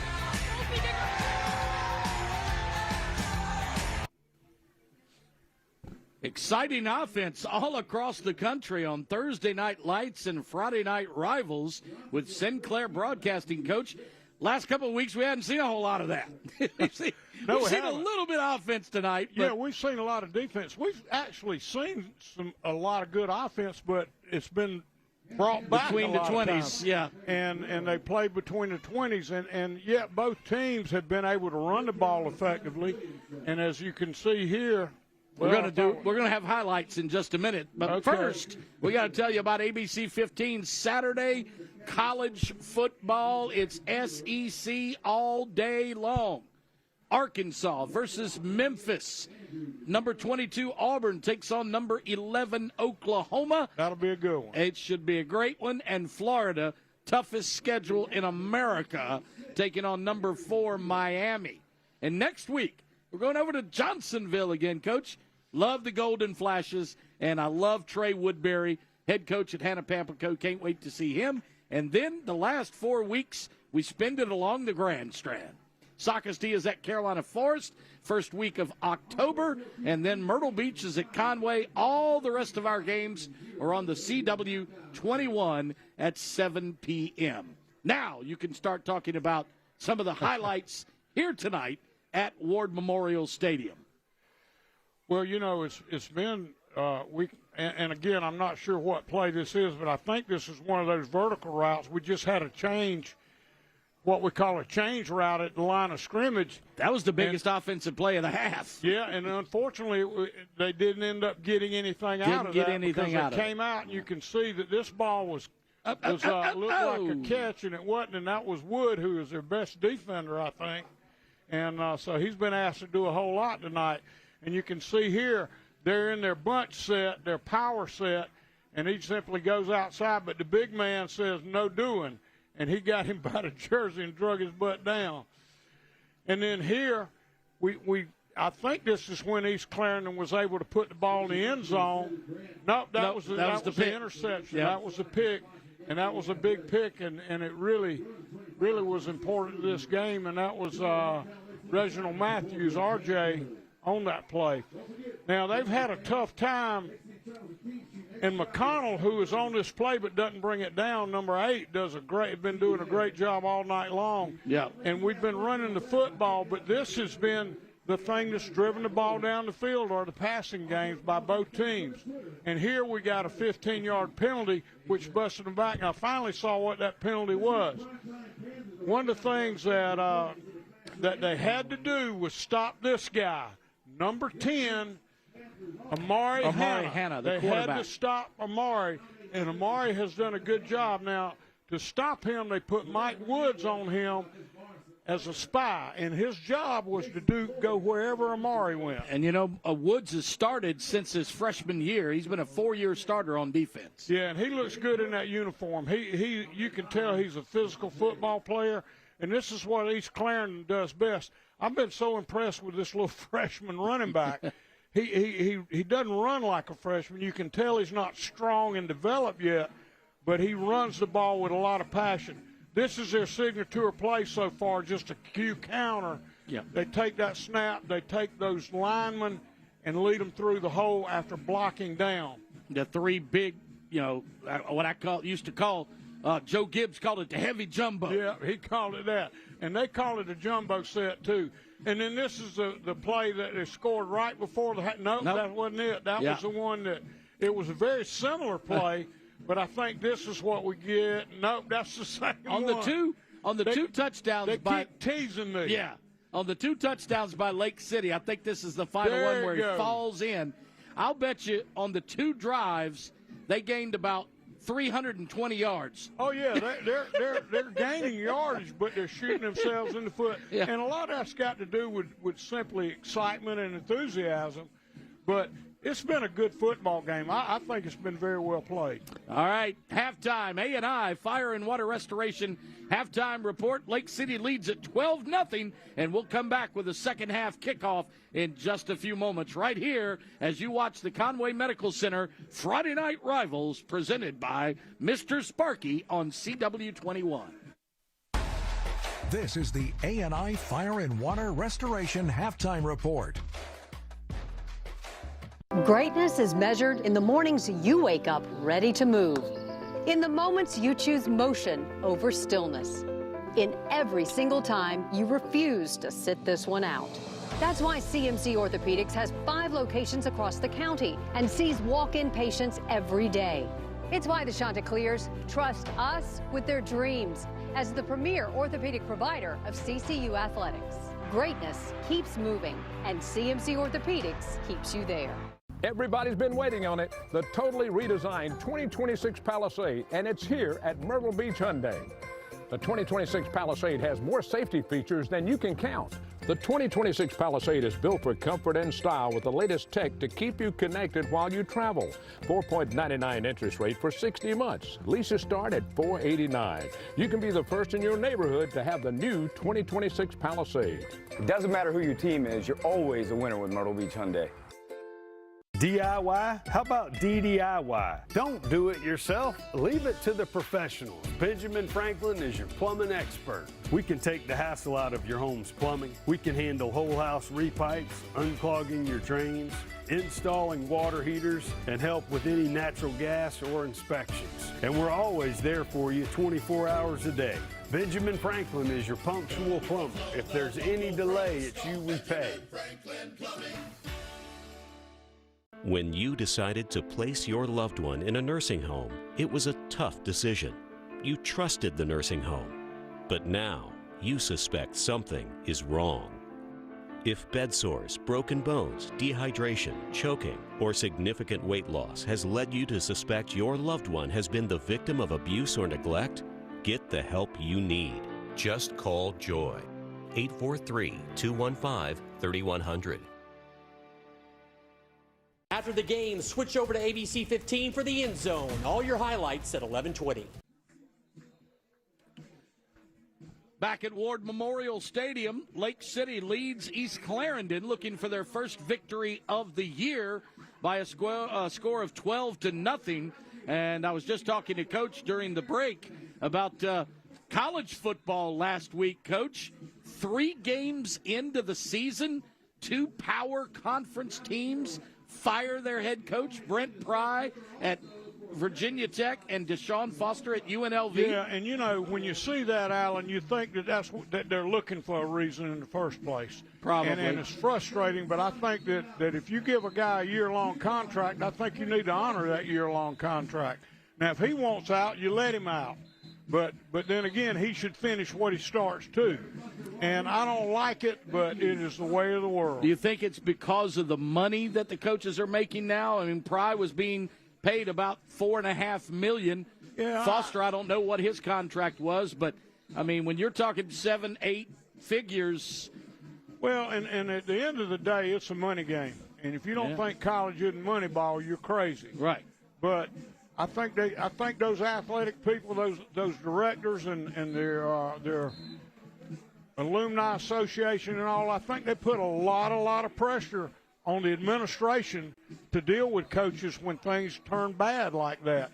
And I get it. I don't like it. I don't like it. But it is what it is. But people who give big money expect big results. They do, and then you get to a point. And I think typically what happens is they go into the season with very low expectations, those people that expect those results, and then when things don't go the coach's way, they exercise whatever authority they have in that situation. Yeah, and I talk about this all the time on my morning show on ESPN Radio, 96.3 FM. Just another shameless plug. That if you think athletic directors are in charge these days, not as much as you think. And I think a good athletic director's job is to protect their coaches as much as possible. Yes, 100%. And I think a good one is going to be. But it's not always their choice either. And if you got a new athletic director, you better be watching your back, right, all the time. All right, looking at tonight's game, East Clarendon comes in with a 4-game winning streak, beating Scotts Branch. Actually, they shut out their first 2 opponents, 39-0, and Ridgeland 32-0. They beat Hardyville 26-6, and Lakewood last week 35-14, the place where Coach Cornelius came from. Yeah, he actually was a head coach. That was his first head coaching job at Lakewood, and he was there for 6 years. Yeah, so he beats his old school in his first game as head coach, or actually 3rd year with the Wolverines, but first time playing his old school. And, of course, Lake City, I told you, they're 0-4, but listen to this schedule. Lost to Myrtle Beach 43-18, Timberland 34-24, May River 34-16, and Lamar, the Black Nasty, got their game back on track last week 62-36. Yeah, and I ask myself sometimes, are you better off playing a tough schedule, a hard or an easy schedule? And I always try to qualify that by looking at my region. If my region was tough, I wanted some games I could breathe in. If my region was a little bit weak, I wanted to play the best I could play. But I always wanted to play at least 1 or 2 really, really good teams early regardless of the outcome.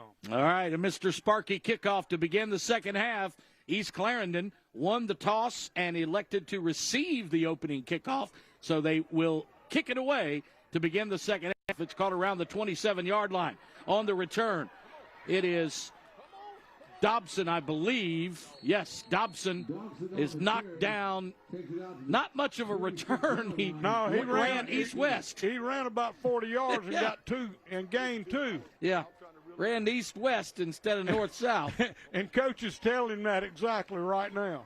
So Dobson catches at the 36 and ends up at the 20. Actually caught it at the 26, ends up at the 26. So it's 1st and 10 for Lake City. Again, Alan, I love to see what people kind of do when they go inside, take a look at the first half and what kind of plans they have. These guys are still in the same set, and they're going to run the football. And that was in by Shayon Savers, and the tackle was made by Mike Woods. And Mike Woods' name's been coming up a lot on defense tonight. Yeah, Shayon Shavers has carried the ball as much as Dobson tonight, but Dobson is a man for all seasons as well. He returns, he plays defense, and he is a tailback. But Shayon Shavers stays in, the senior, and Amare Hanna at quarterback. Shavers to his right. He sends a receiver wide to the right. That's R.J. Matthews. To the left, and they hand off up the middle again to Shavers. And Shavers, after picking up 5, carries for 3 more, so it'll be 3rd down and 2. Yeah, and there's not a lot of room in there, but Shavers is keeping his pads low and running his legs, and he's getting 2 or 3 once contact's made. That tackle then was made by Jalen Barron, and I would expect the same kind of game we saw in the first half, Alan. The defenses, both defenses are stout, but they're still giving up first downs, but they're having to earn it on offense. Matthews in motion to the left. Slot receiver is Anthony White. Their quarterback keeps it himself, and I think he's going to be about a half-yard short.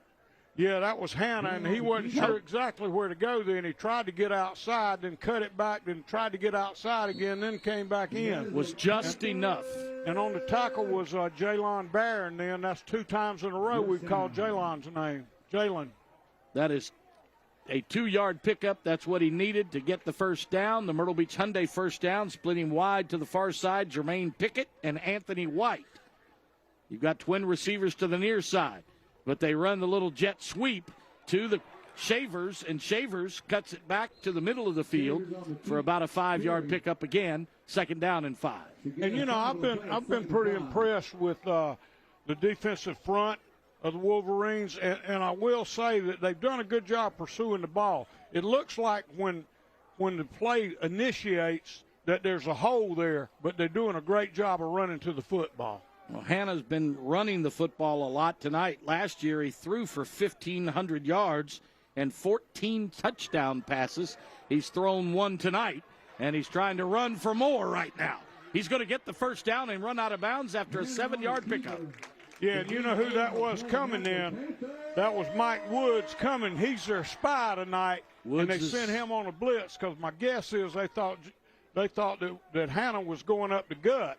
But Hanna didn't. Hanna took it to the outside in a hurry when he saw that big rascal coming in there. 1st and 10 at the 48-yard line on his half of the field. So the Panthers moving on their first drive. Lead it 12-0. Dobson back in the ball game at tailback. They hand off to him. He was touched in the backfield, but he breaks away from that tackle. Then he tries to break away from a couple of more. Gets to the midfield stripe. And it'll be a 2-yard pickup, so we'll call it 2nd down and 8. And that was Dobson on the run, and I tell you, he earned those 3 yards. That was Thomas Fitz on the tackle, but he gained 3, but he had to work for those 3. That ball just flush on the 50-yard line, dividing the field. And he's going to put this one up, Alan. I could just see it. Man in motion. And he fakes the pass on the slip screen, and then he's going to be caught in the backfield and brought down. Nice job on the tackle. Yeah, that was Picasso Brown, and that was a big play. They had that ball at midfield. They were moving it. Picasso put them in in a situation where they're looking at 3rd and 18 right now. Keyshawn Porter also in on the tackle, and that was a 10-yard loss on the play. So it makes up 3rd and 18. And it looked like they were faking a screen and maybe going down the field with it then. I couldn't actually tell, but I think his screen guy got knocked down. Yeah, he faked it to R.J. Matthews on the bubble screen, but he's got twin receivers to the top of your screen now with a single setback. He fakes it again. This time he's going to run. That was a design Q counter, and he picks up maybe 3. So it'll be 4th down and very long. And Amari tackle on the run, and again, McConnell comes up big. He's playing that outside linebacker position and getting a lot of action tonight. Horry County Solid Waste Authority is protecting tomorrow's environment today. And we also want to thank Mr. Sparky, America's on-time electrician, and Conway Medical Center. They are compassionate care you can trust. They are donating $500 to each home school in our 10 games, so they'll be donating $5,000 this year. Heavy rush comes from Keyshawn Porter. and that was a heck of a punt, Allen. And he drives it over Shayon Shaver's head. And that was Amari Hanna on the punt. And I tell you the thing that I'm impressed with Amari is that he's getting the ball off real quick because he had a pretty strong rush on him, but he got that ball out of there pretty well. And without him being as quick as he was, it would have been blocked. And the ball is down after Shavers ran away from it. Yeah, and on your first drive, Allen, if you can't take it in and score, you want to give it to the ball to them on their half as deep as you possibly can. So that was a good first series for Lake City. Twin receivers to the right. Single setback, quarterback keeper. And that is Blease Hardy, the backup quarterback, running the football. I tell you, he made a good fake then, Allen, because I thought the ball was given off. No, Blease, I saw it. I finally caught one, Coach, on the Q counter. And Blease Hardy, the backup junior quarterback, carried for 12 and a first down. Yeah, and what they've done, they've taken Cornelius and put him in that back position. They got Hardy in there with him, and now they have a double whammy in the backfield. Ball at the 29-yard line, and they keep Hardy in the ball game.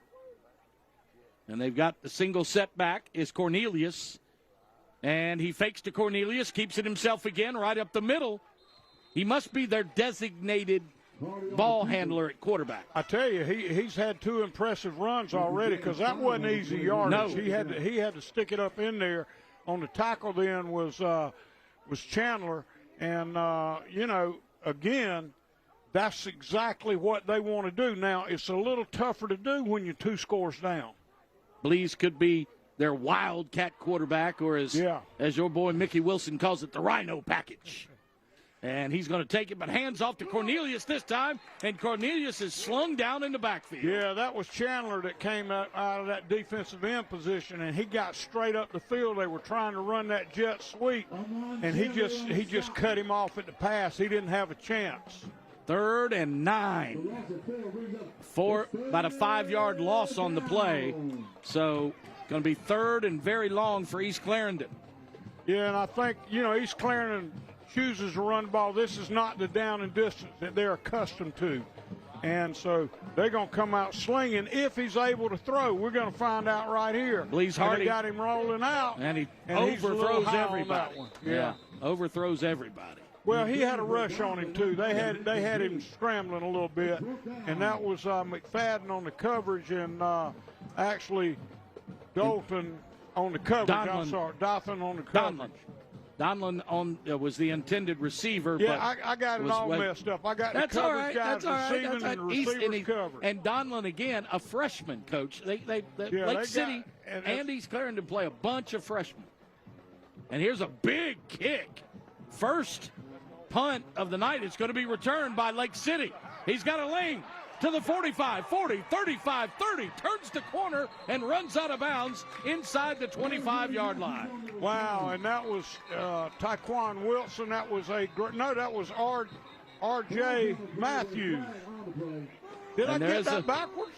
Well, there is a Taquan's return. the one that ran him out of bounds. That was R.J. on the return. And we got a block in the back, so it's coming all the way back. Well, I hate to see that. And a lot of times those blocks, if we could see it again, happen behind the play, and you didn't need them in the first place. Yep, because he had an open field. Yeah, I don't know if we can see that again or not.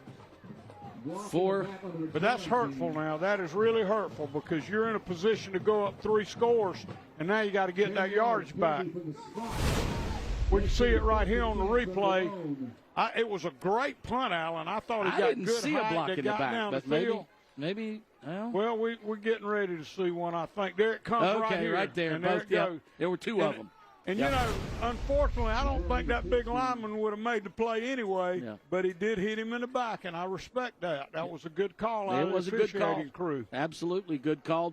Takes it all the way back to the 35 where he caught the punt. That's where he started with it. And took it inside the 25 on the other side of the 50, but now it's 1st and 10 from the 35-yard line for Lake City. They hand off to the tailback right up the middle. And he has taken down big tackle by number 52, Fred Gibbs. And that was Dobson. That was Jesse Floyd. Yes. Gibbs, a sophomore, right in the middle. And they've moved big number 54 over to the, or excuse me, I got the wrong side, don't I? You're right. That's usually what I do, Al. Xavier Smith on the tackle. Yeah. So this side, a nice pass caught. And I tell you, I've been so impressed with McDonald. I mean, with that was Pickett there. Jermaine Pickett. With McConnell. That was 8 on 8.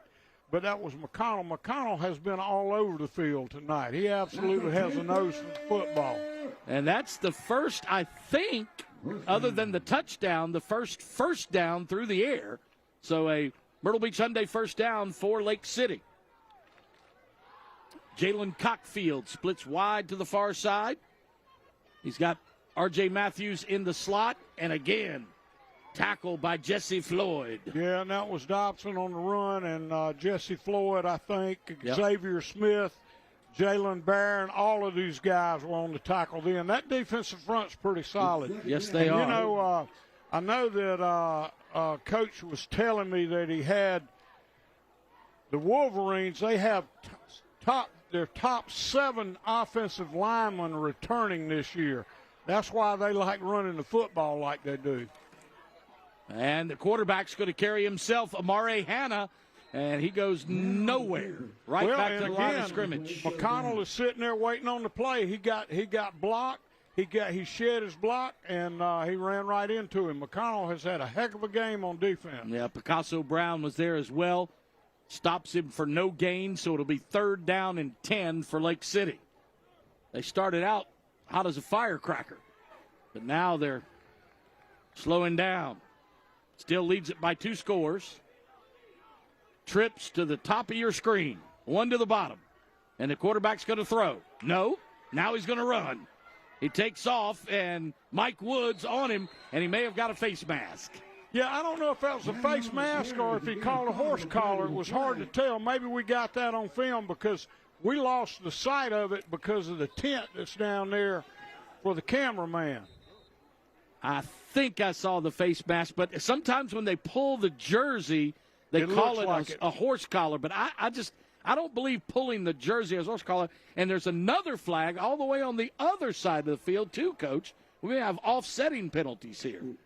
Well, that one was way behind the ball, so I'm not sure what that quite could be. I'm pretty sure the one on the near sideline is against the defense, but the offense could be called as they're having a conference and Alan, at midfield. While we're waiting on the conference to proceed, our referee tonight is Jerry Washington, our umpire, Gene Huckabee, linesman Albert Deese, line judge is Ronnie Rhodes, and the back judge is Michael Roberts. And I think they've done a pretty good job tonight just kind of keeping this game in check. Coach, I'm checking my score stream, and now it's updated. Carolina Forest is leading Ashley Ridge 27-24. Myrtle Beach is trailing Irmo 28-7. It's Marlboro County over North Myrtle Beach 7-3. James Island pounding St. James at the half 42-7. Let's see what the official has to say here, Coach. Yeah, he's going to call it. You look at the scores, I'll get the call. Conway is beating Aner 22-8. And Alan, as bad as I hate to say this, you were right. It was a face mask. Yeah, Loris shutting out Socastee 37-0. And you can see right here, we're seeing the play. I thought McConnell had him in the backfield, but then you can see Wood coming over. Yeah. And he does get a little bit of a grip, but it wasn't much. It wasn't. Yeah, it was. He may have grazed the face mask, but he got the jersey. I don't like that call so much. And they got a personal foul against Lake City, so that backs them up. And it's third down, and another penalty flag as Amari is going to go down in the backfield. Hannah is hit by both. McConnell, he's been all over the field tonight. Yeah, and Porter. We're starting to see a lot of yellow. And that was big Jesse Floyd on the play then, and Jesse is just a sophomore. McConnell again involved in the play at the linebacker position. That was a hold against the Panthers, and East Clarendon decided to decline the penalty because a loss on the play was about 10 yards. Well, and it gave him a 4th and 30. And why take that one? All right, timeout on the field balls. With 2:23 to play in the third quarter. Lake City pinned back deep. We'll take it with them as you watch.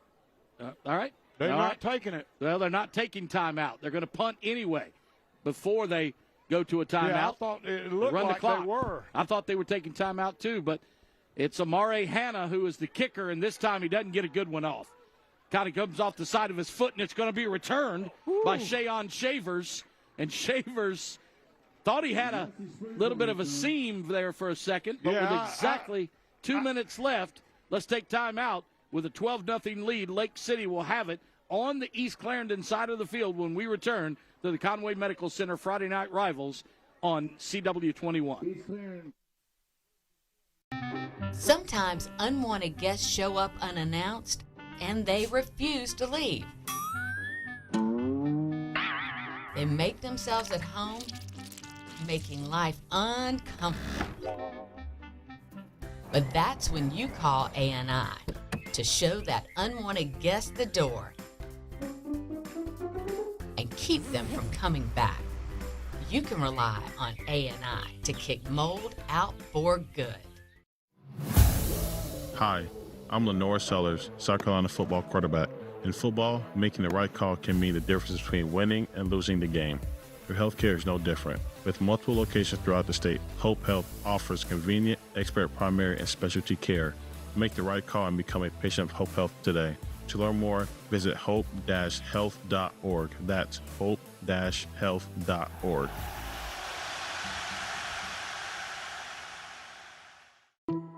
No one likes a dirty diaper, including us. Diapers, syringes, needles, and other sanitary products should never be recycled. These pose a risk to our workers. Taking the extra step to make sure these items are disposed properly is a simple way to help aid in making our planet cleaner.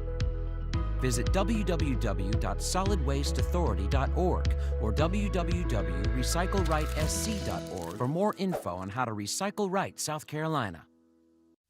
At HTC, we're here to keep you connected, here to help you work and play better from home.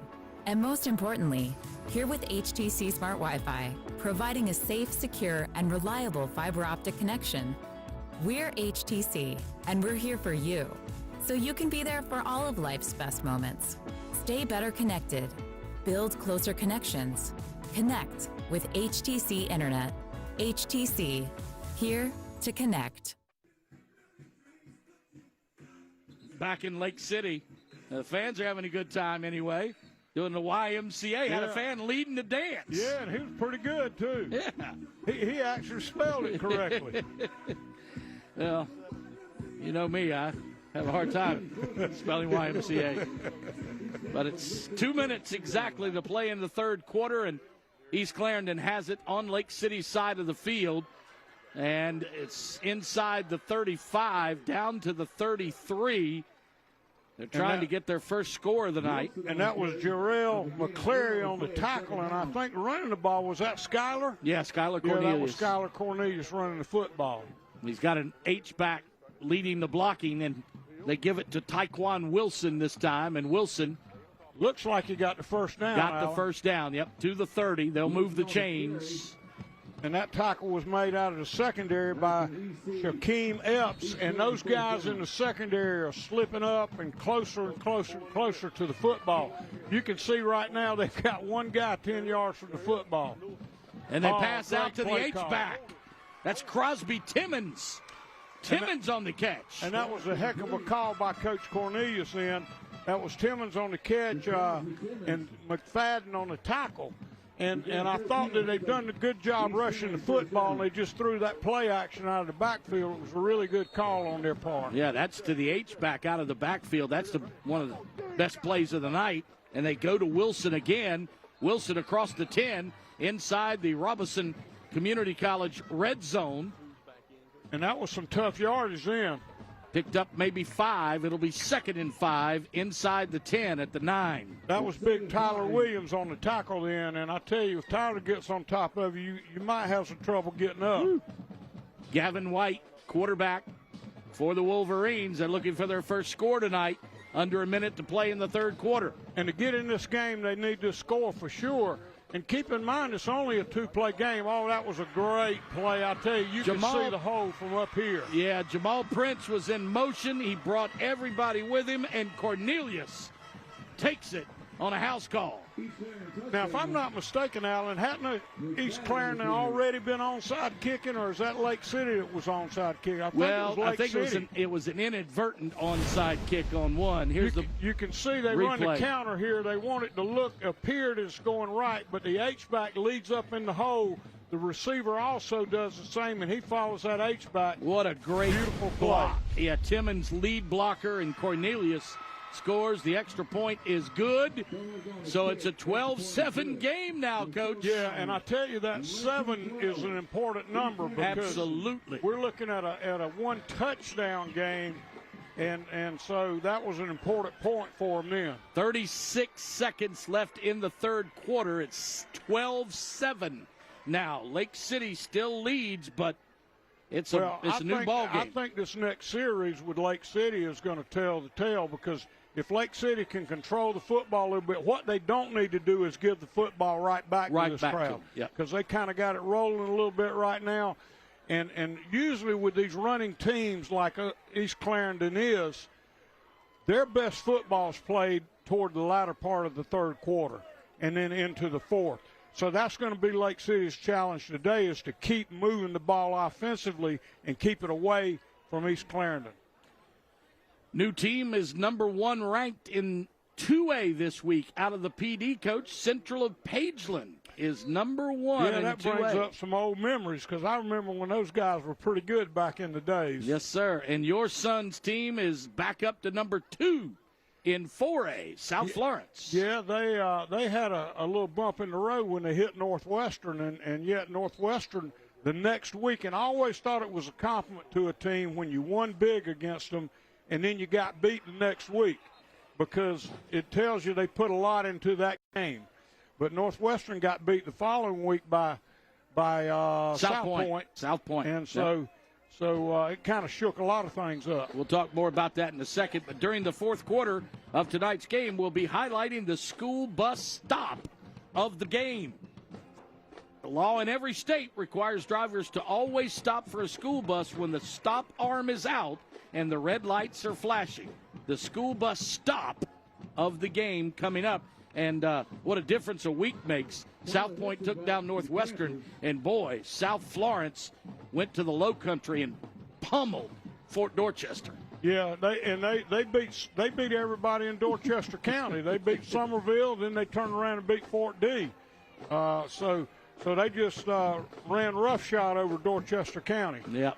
And I think you'll see Northwestern and South Florence playing for a title again this year. Wouldn't surprise me at all. Here's a high, deep kick this time, brought down around the 15. Now it's going to be returned to the 20, and East Clarendon makes a quick stop at the 21, so a 6-yard return for Shayon Shavers. And that was Dobson on the run, and that was Picasso Brown on the tackle then. And Alan, I can feel a little bit of the emotion turning a little. You just kind of feel it from up here. I think Lake City has a very, very tough challenge right now, and that is to gain that little bit of momentum back. And they can do it, but it's going to take a little bit because the other crowd is bouncing around a little bit more than they have been. You're right. Jordan Dobson on that return, and the old Mo has swayed over to East Clarendon right now. They still trail it by 5 with 30 seconds to play in the third quarter. They need to mount a drive, Lake City that is, on this one. They hand off up the middle to Tyquan Wilson. Wilson is stopped right at the line of scrimmage. Yeah, and that stop was made by Big Bear, number 55. It was Dobson on the run, and you kind of expect that. Now, I expect right now they're going to put the ball on the edge. They just need to get some space. I didn't flip my board again, Coach. I'm falling down on the job. Well, that's usually Jordan what I Dobson. do. But I got my man JW here. JW's keeping me straight. JW Williams is a spotting machine, I can tell you that. He's on and top of it. You know what he told me? He said he actually got some smacky lip from his girlfriend at halftime. No, stop it, Coach. Isn't that what you told me? Don't embarrass the little freshman. I asked him what position he played on JV. He said everywhere. Oh, and I know. That's what he said. Everywhere. Timeout on the field because we're going to the final. I still don't think that he could cover me, though. 12 minutes, 36 in the book. It's a 12-7 game. We're going to have a great last 12 minutes coming back on the Conway Medical Center Friday Night Rivals on the CW21. Clogged toilets? Is your kitchen sink backed up? Do you have a leaking faucet? Call the experts at Benjamin Franklin Plumbing and let us help with any of your plumbing problems. We repair leaky or broken water heaters, fix frozen pipes, unclog sewer lines, and even repair garbage disposals. We're here for you 24 hours a day, and we still don't charge to come out during regular business hours. Benjamin Franklin is your punctual plumber. If there's any delay, it's you we pay. Car wreck? Trying to do it alone? Handling it yourself? You thought it was going to be easy, didn't you? Hey, I get it. Let me guess. Your car isn't fixed. The adjuster won't call you back. You can't get medical treatment. They probably even offered you a quick buck. Hey, what's the old saying? A man who represents himself has a fool for a client. I'm Justin Lovely, and I'm here to help.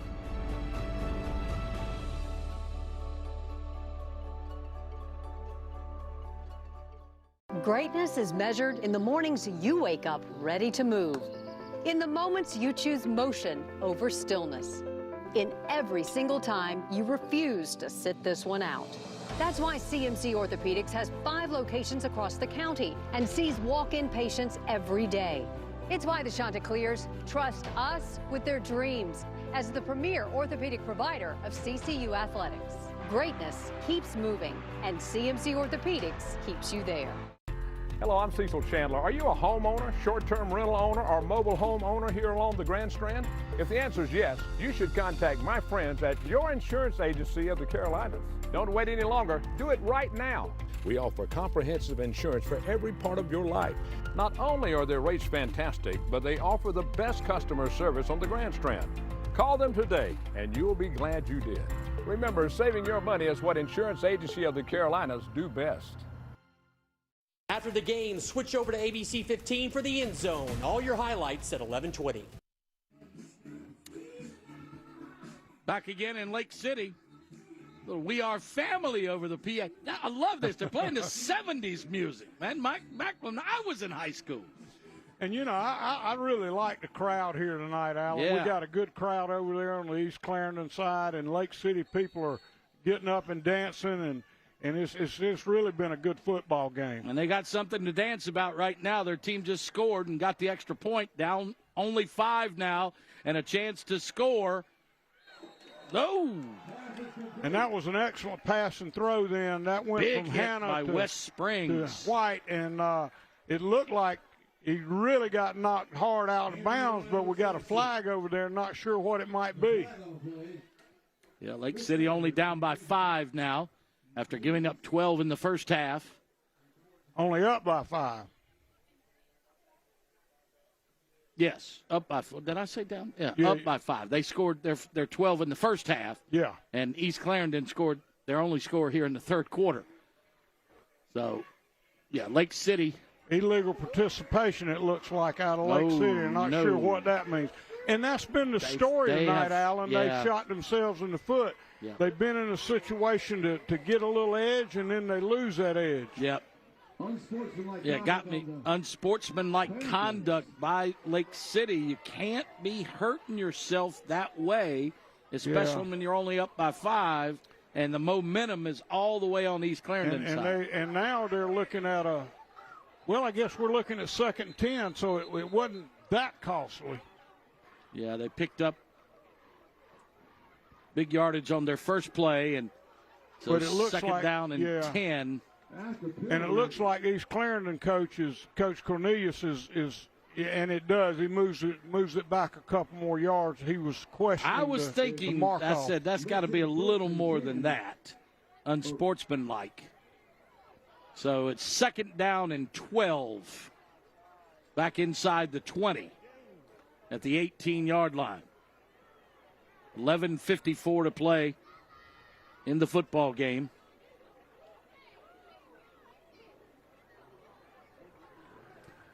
I don't know what we're waiting on. But yeah, they're having a discussion over there. I think they're talking about maybe where they're going to eat after the game. Not sure. Look like they made a decision. Ashley Ridge has come back to tie Carolina Forest now, 27-27. Irmo leading Myrtle Beach 35-7. St. James over James, make that James Island over St. James 42-7. Marlboro ahead of North Myrtle Beach 7-3. And Carvers Bay over Hannah Pamplico 20-14. We've got And Alan, that last play we just ran, he just ran basically a power that he bounced outside. East Clarendon came up. That was Keyshawn Porter on the tackle. Made a really good tackle near the line of scrimmage. 3-yard gain makes it 2nd down and 9. As it was 1st and 12 after the penalty. So twin receivers. One coming this side is Jason Floyd and Jalen Cockfield. And they fake to the tailback. Quarterback keeps it himself. Amari Hanna, and Coach, you said they don't need to give this ball right back to East Clarendon. And that was big Jesse Floyd on the tackle. And they just seem to have an extra step right now, Alan. And you see it in the game. And what you realize as a coach a lot of times is that can leave you as quick as it comes. And it just takes – sometimes it's just mystical. Yeah. As to how you can create that momentum and how quickly you can lose it. It's the intangibles in this game is more than I think any other sport. No question. That's a good assertion there, Alan. He's going to have to get rid of this ball. Oh, my goodness. What a big hit by Keyshawn Porter. Yeah, and that was Hannah running the football. You had Porter was one of them, but there was about 3 of them that put a hitting on him real quick. Like Porter laid the wood to him. Watch this right here, Coach. It's number 10 that comes up and puts face mask to face mask to him. Let's see it as we come right to the sideline. Boom. Yeah, that was pretty good. But you got to give Big Heavy some credit on that, too. Big number 66, 55, I mean. Yeah. Because he ran a long way to get him some of that. Jalen Barron, yeah. He forced him to the outside and allowed Porter to just Now, keep in mind, East Clarendon has been real close to blocking these kicks. All right, and they hit the kicker, but they he don't was blocked flag. into him. He was blocked into him, I'm pretty sure. And that was Shavers on the catch. Yeah. Actually, that was Springs on the catch. Wes Springs was on the receiving end. He almost fumbled, but he caught it in plus territory at the 49. Honestly, given the field position that Lake City had back there, they turned the ball over at near midfield, but it's not bad considering where they were. This is a big defensive drive for Lake City now. Lake City needs a stop in the worst way with 10:19 to play in the ball game. Single setback with up back to block. They give it off to Tyquan Wilson. Wilson carries for 10, maybe 11. It'll be a Myrtle Beach Hyundai first down. Move the chains. And it looked like McCleary was the leader on that tackle then. But again, Lake City needs to make something happen on defense now. They don't need to let this crowd out of the bag. 1st and 10 at the 39. They give it to Wilson again. Wilson right up the gut, but he has stopped short this time. Maybe a 2-yard gain. Yeah, and that looked like the whole defensive linebacking crew that made the tackle then, because they had several people on the ball. And we're looking at what, Alan, 3rd and 6, or is it second and 6? Second and about 7. So this is a big down for them, because in Lake City, I thought he was over, but he must not have gotten over the ball then. I thought East Clarendon may have moved as well. That's one of those where you're trying to get back so hard you can't stand it. So they got 8 in the box right now, trying to stop this East Clarendon rushing attack, but they're going to throw it across the middle. It's picked off. No, it's not. It was dropped. He had it. He had it for a second, and then it kind of trickled out of his hands. He's going to see that one tonight when he shuts his eyes. But you can see right here, it was a great play-action play, a good call. And I thought he made a great play on it. But that's why he plays defense. Yeah, that was JT Burgess, and they always told me when I played back there, that's why I played back there, because I couldn't catch. That's what I was going to say. You were a defensive back, weren't you, Coach? Yeah, back in the days. Had mittens for hands, did you? Here's a big play right up the middle. They go with Cornelius, and Cornelius, I think, got the first down. He certainly did. Move the sticks. Another Myrtle Beach Hyundai first down inside the 30. And a big first down for East Clarendon.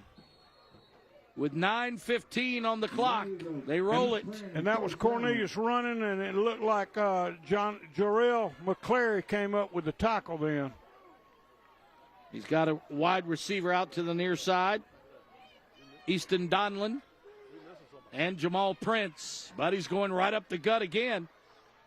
East Clarendon's just playing smash-mouth football right now. Well, and that's what they want to play. That was the entire linebacking crew then, and I think that was Cornelius on the run. And I tell you, for a freshman, he sure has shown a lot of grit tonight, hasn't he? Oh, my goodness. All of these freshmen that start for both teams, like I said, the Lake City team may be 0-4, but they start a half a dozen freshmen. And they give off to Wilson. Wilson tries to turn the corner on the right. Gets to the corner, but doesn't get much. Yeah, and it looked like he was tackled by the entire secondary then, because they just had to swarm around the ball. And this is where East Clarendon has struggled most of the game, Alan. They've been able to get down here to the red zone, but they struggled once they got here. Boy. So being able to finish this is going to be important for them. Coach is calling into play, but I tell you what, I didn't think he picked up the first down, but they gave him a generous spot. Yeah, we got a bad angle from over here. We do have a very bad angle where we are, on the opposite end of the press box from where they are, and it's right up the middle to Tyquan Wilson again. Wilson, maybe 2, call it second down and 8. And that was the 2 inside linebackers in, I think, and pretty much the entire linebacker core, which would include McCray, McCleary, Shavers, and Blanchard. Yes. My director wants to remind everybody it's not a minute 32, it's 7:32 to play in the ballgame, because we have it on our screen. Yes. It's 7:30 or 7:25 now on the stopped clock. We have a penalty flag on the far side of the field. It looks like that's going to be a motion call where it was thrown. Yeah, false start. Either false start or either offside. It was false start. He called it, and it's against East Clarendon. And that's just what Lake City needed, Alan. Oh, absolutely. It was 2nd and 8. It's now going to be 2nd and 13. Outside the 10 or 20-yard line. These next 2 plays are going to be the most important plays on defense that Lake City plays all night. Ball's actually on the 19. The handoff is to Picasso Brown. Is he running the football now? No, I think that was Jakim McCray. No, McCray. That was McCray on the tackle. I'm sorry. Yeah, I think that was Picasso Brown, number 5 in the backfield. Yeah, that's Picasso Brown. Good. Thank you, TW. Good job. Hey, he's doing a good job. He's doing a tonight. great job spotting tonight for us. And twin receivers to the near side. They've got Cornelius back in the backfield. It's a snap, but a whistle before and a timeout to Lake City with 6:38 to play in the football game. And I think that was a timely timeout because he didn't like what he saw. He didn't like how they were set. So East Clarendon trying to drive in to take their first lead tonight, and we take time out with them. So you come back and join us for the final 6:38 on the Conway Medical Center Friday Night Rivals on CW21. A majority of families have one recycling bin in their kitchen. That's a great start. But having multiple bins around the house will allow you to make sure other items don't get missed when the time comes. Put one in the bathroom for cardboard and shampoo bottles. Put one in the office for printer paper or old files. Put one in the garage for project waste or trash from the car. Visit www.solidwasteauthority.org or www.recyclerightsc.org for more info on how to recycle right South Carolina. Life can get a little hectic, and sometimes things slip through the cracks. But when life overflows, A&I is ready to step in. Our team acts fast to restore your home and bring peace back to your life. You can rely on A&I when life overflows.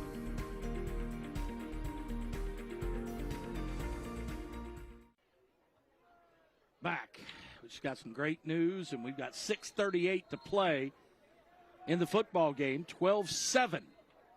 Lake City leads it, but East Clarendon is about to, if they can get it in the end zone, they'll take the lead. We've had a lot of offense for a 12-7 score. We really have. We've moved the ball up and down the field like wild men. This is a big play. And across the middle. Is it caught? Yes. Nice catch by Jamal Prince. I'll tell you what, he stuck that one in there, Alan. At the 5-yard line. That ball was drilled. I'd love to see that again. We can see it on the monitor here. CMC replay. I think it was the inside receiver. It was. Just ran a slant route. He's got a little bit of space, and boy, he stuck it in there. And that was a great throw and catch then. So it's first Pretty and good goal. defense, actually. No, it's 4th and 1. I thought he got it for certain, but it's 4th down and a half a yard. And they're going behind that meat over there off the right side, no question about it. And the direct snap to Cornelius. He gets it inside the 5. They say he scored. Yes. Touchdown. Yes, he did. Touchdown. 6-yard touchdown, and East Clarendon takes the lead. And the Wolverine fans on the far sideline are elated. And that'll tell you a whole lot about what that 1 point means. Look at this. Direct snap, Wildcat quarterback, and he got tripped up at the 3 and fell in. A freshman running back. That was impressive. But there's still plenty of time. 6 minutes and 2 seconds. Oh, yeah. Here's the extra point. Kick is up, and wow, he put a foot into that one, boy. Well, now, That's keep Diego in mind, Gomez. Keep in mind, it's a 1-score game. A field goal can win this, but they're obviously not kicking the ball because they've chosen to go for two on both kicks or both touchdowns. Their place kicker is Jason Floyd, but he's more of a kind of a pooch kicker than he is a place kicker. But boy, Gomez really put his foot into that one and gives them a 14-12 lead. So the Panthers are going to have it back with a chance to take the lead, win the ball game, or if they get stopped, East Clarendon can run the clock out. Yeah, and that makes Gomez 14 for 15 on the season on XPs. So he's been pretty good for them. Stick around after the game. Our friends Penn and Teller are back tonight on CW21, and then Brandon Dunn on ABC 15 will bring you all of the highlights on the end zone at 11:20. Now, Alan, I think that right now, best obviously, because this drive, if they're not able to do anything with this drive, East Clarendon is going to try to do nothing but run the clock. And so the clock's going to be their enemy, but this drive is not affected by the clock.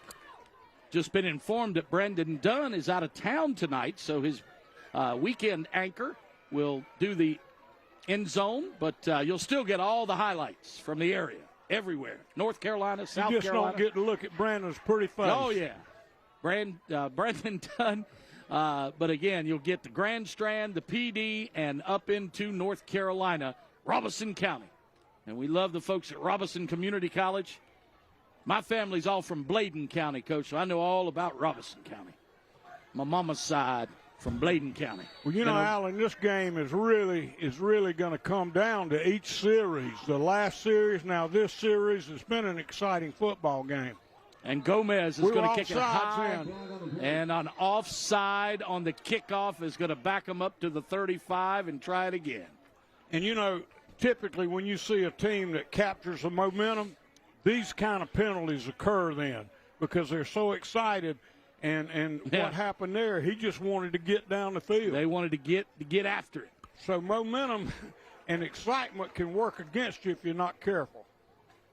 So Gomez tees it up again at the 35, right in the middle of the field this time.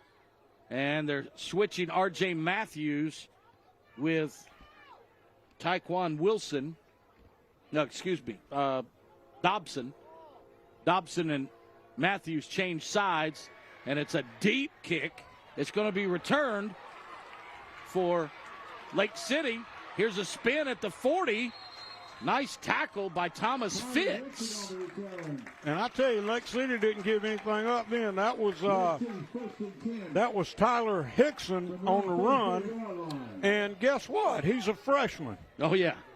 Yeah, I tell you, the freshman all over the field tonight. Hickson, he was the middle receiver. You had the two normal receivers, R.J. Matthews and Dobson on either side, but they kicked it right to the freshman, and he made a nice return out to the 44. First and 10 for the home team. And it looks like we're getting split coverage in the secondary out East Clarendon here. They stopped that one cold. Boy, Jordan Dobson gang tackle. But it looked like they had split coverage because they manned up to the short side over here, and they had cover 2 up top. I think they were running a split 4-2. Looked like Xavier Smith and Keyshawn Porter first ones to get to him, but no gain on the play. Second down and 10. Lake City needs to mount a drive here. And I think the person that's got to become active right now is the quarterback, Amari Hanna. If he makes some big plays in this drive, they got a chance. 5.5 minutes to play, and it's a nice catch and run by R.J. Matthews down to the 40, 30, close to the 20-yard line after a catch around the 35. R.J. Matthews, here's the CMC and you replay, can see, Coach. He just basically runs the play action, and that defensive back broke on it, but R.J. made the catch and got down the field. The tackle then was made by West Springs, but that's exactly what the doctor ordered for Lake City. Yeah, Mike Woods also in on the tackle, but what a big, big play for the Panthers. And we've got an injury to a Panther on the far sideline. Yeah, and I think that may be R.J. He was about the only one that deep. All right, got a timeout on the field. Injury-wise, we'll take it with 5:24 to play. Lake City's on the move, down 14-12 now on the CMC Conway Medical Center Friday Night Rivals on CW21. Greatness is measured in the mornings you wake up ready to move, in the moments you choose motion over stillness, in every single time you refuse to sit this one out. That's why CMC Orthopedics has 5 locations across the county and sees walk-in patients every day. It's why the Chanticleers trust us with their dreams as the premier orthopedic provider of CCU athletics. Greatness keeps moving, and CMC Orthopedics keeps you there. Hello, I'm Cecil Chandler. Are you a homeowner, short-term rental owner, or mobile home owner here along the Grand Strand? If the answer is yes, you should contact my friends at your insurance agency of the Carolinas. Don't wait any longer. Do it right now. We offer comprehensive insurance for every part of your life. Not only are their rates fantastic, but they offer the best customer service on the Grand Strand. Call them today, and you'll be glad you did. Remember, saving your money is what Insurance Agency of the Carolinas do best.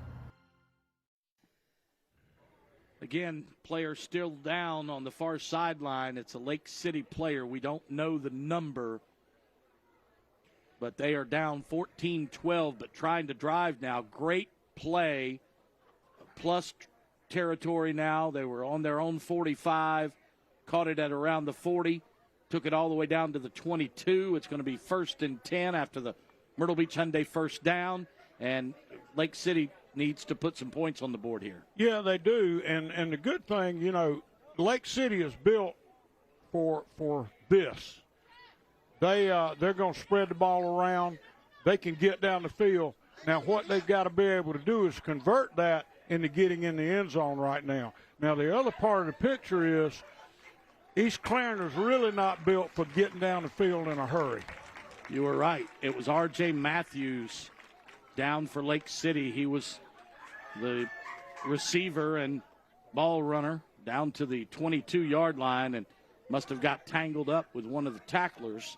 And, again, big day of college football on ABC 15 all day tomorrow.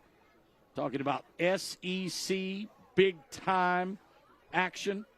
And next week we are going to be in Johnsonville as Hannah Pamplico takes on the Golden Flashes. Didn't we have that game last year?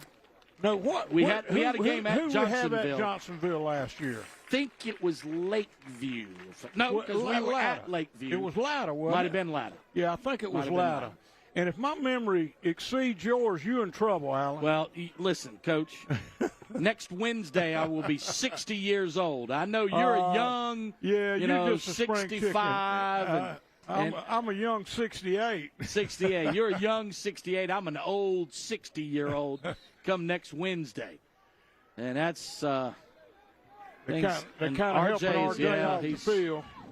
He might be finished for tonight. He might be finished, but it's really going to be on some other guys anyway. That was a big play he just made, though.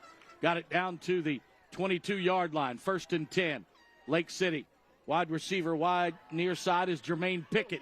Quarterback looking to throw. Hannah finally unloads it, but it was way out of bounds. Yeah, and that was White that he threw the ball to. He made the catch, but he was out of bounds. And again, I think Hannah is going to have to be a big part of this game from the 20 in here. And I think they're going to keep him on the move like you just saw. They're getting him out there, not necessarily dropping back, putting him on the edge where he's got some options. He could take that thing and run with it. And they're doing a really good job. East Clarendon is doing a really good job of being conscious of where he is all the time. 2nd and 10. Amare Hannah, third-year starter. Doing a nice job directing this offense tonight. He's going to do Q counter as he gets tackled in the backfield, though, as 3 guys get to him. First man, Xavier Smith, then Keyshawn Porter and Barnes McConnell. Yes, and that was an impressive defensive play and just what the doctor ordered for East Clarendon. Now, they still have 2 downs. They've thrown the ball well enough. They just need to make this 3rd down an attainable 4th down. That's what I was getting ready to say. They need to get this ball inside the 20 to give them a chance either at a 4th down play or to try to kick a field goal to take the lead with 4:29 to play. They ain't kicking a field goal. I would tend to agree with you, Coach, but he's going to go for the distance. Into the end zone, and it's dropped. Intended receiver was Jermaine Pickett. Yeah, if we could see that again, I don't know. It's kind of hard to tell what happened down there because it's a little bit dark down there to get new lights, but they don't have them yet. Yeah, he tried to drop it in the bucket. And a timeout. Yeah, that would have been a tough catch because that ball was a little bit underthrown. I think even and that was Picasso may have gotten his hands on that one. Yeah, Picasso and Skylar Cornelius were there, but that would have been a tough catch either way. And this is going to bring up 4th down. Are they forced to go for it, Coach? There's still 4:19 on the clock. I think the way this crowd controls the football and runs the football, here's the thing, Alan. If you go for it and don't get it, they still have a long field. That's true. That's true. And so if you do get it, it's your best chance to win. And so I'm going for this one. Even though it's 4th and 15, I'm going to throw it down the field. And what's 15 yards at this point? Not a lot. Larry Cornelius, head coach, in his 3rd year, 6 years at Lakewood before he came to East Clarendon in Turbeville. And both of these teams back into region play next week.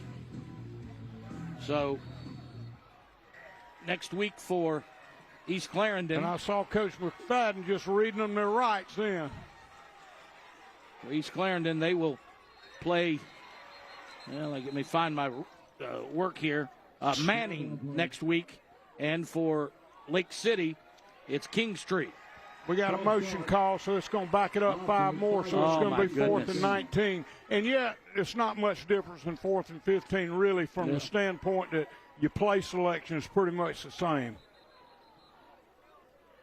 Do you keep it in Hannah's hands, or do you try to throw it downfield? Well, I'm going to put Hannah on the edge and have those options, I think. But now, at the same time, East Clarendon has done a great job containing him and keeping him in the box.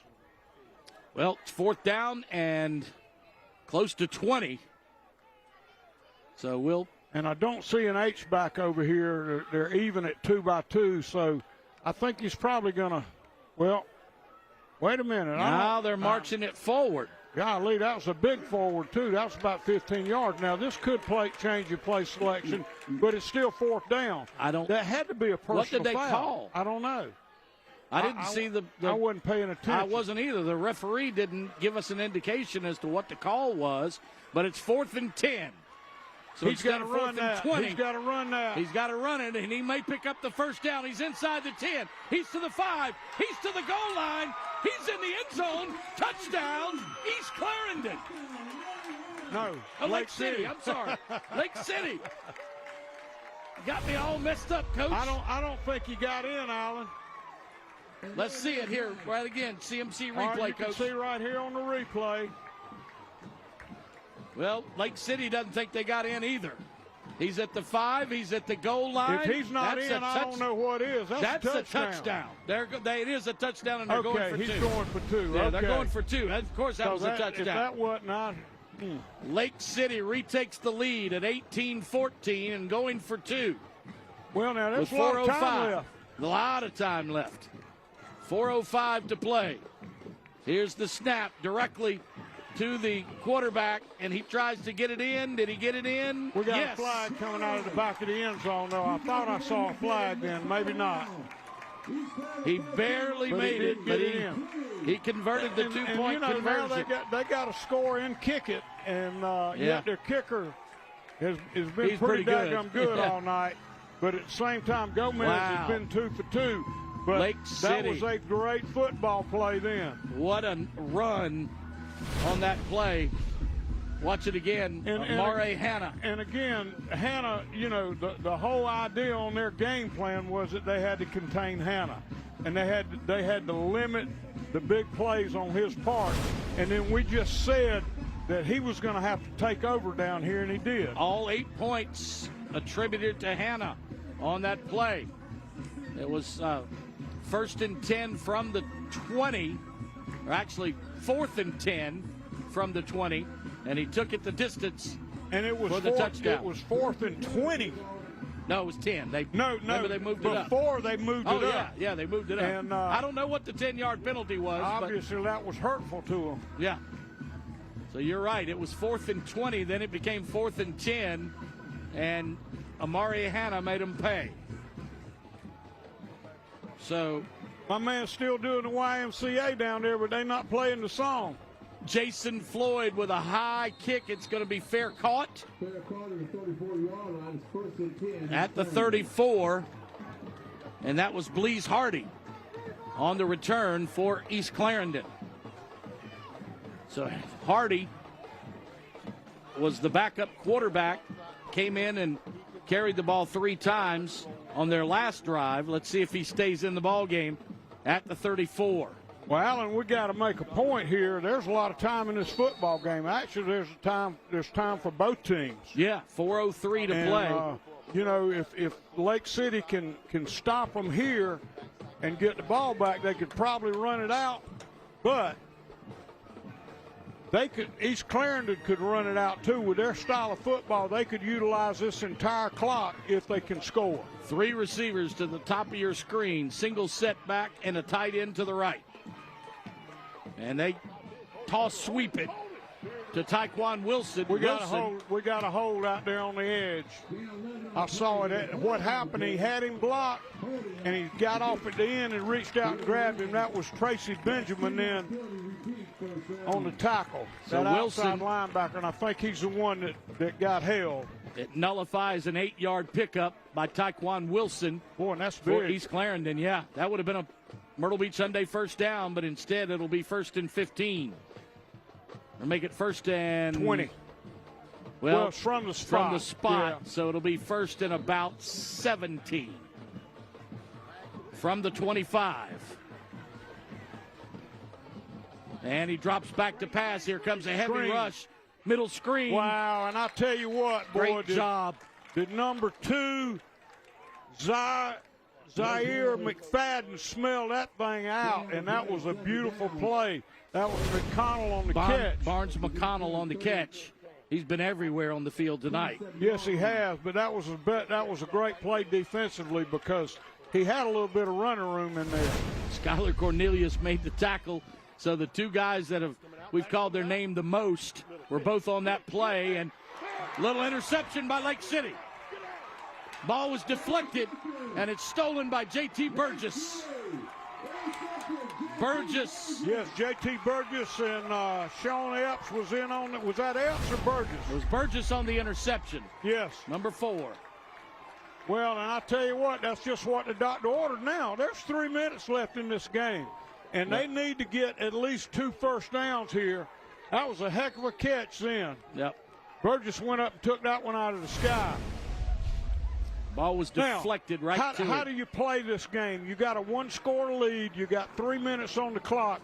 You really need first downs, but you don't want to throw the ball down the field. I'm saying I'm running the football here. I'm making them use all their timeouts, and I'm going to run my daggum quarterback the way that rascal runs. Yeah, he's pretty good. Hannah has been running it well all night, but they give it off to the tailback. That's a face mask.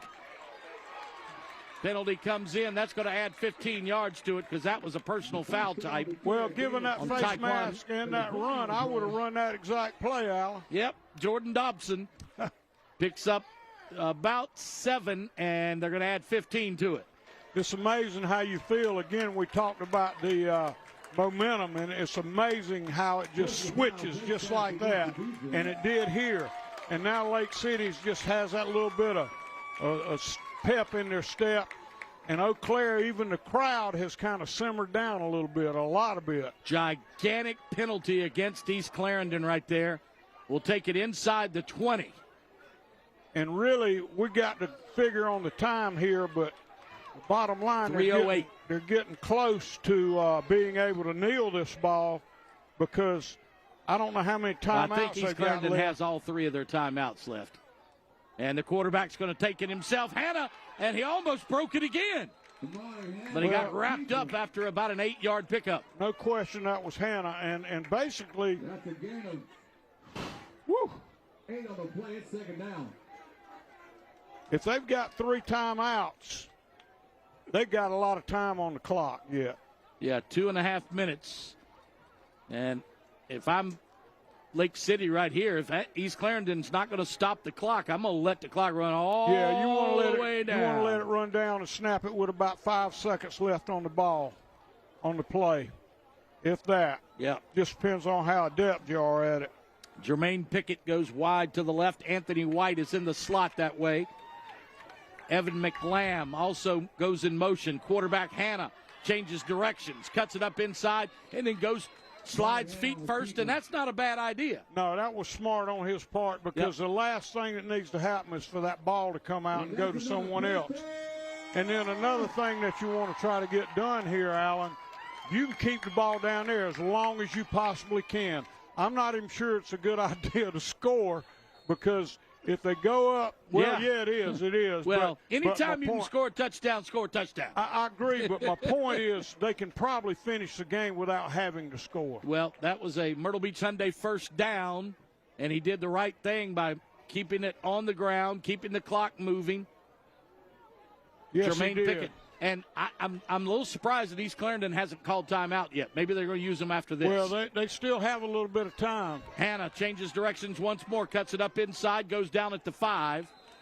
And that's and the I Hannah. bet they'll call it now. And that's the Hannah that was described to me by both coaches going into this game, but I haven't seen him until this second half. That's a little shake and bake on his part. Well, and the biggest thing right now, he needs to protect the football. That is the most important thing. Don't take a direct hit. Protect the football. East Clarendon's first time out.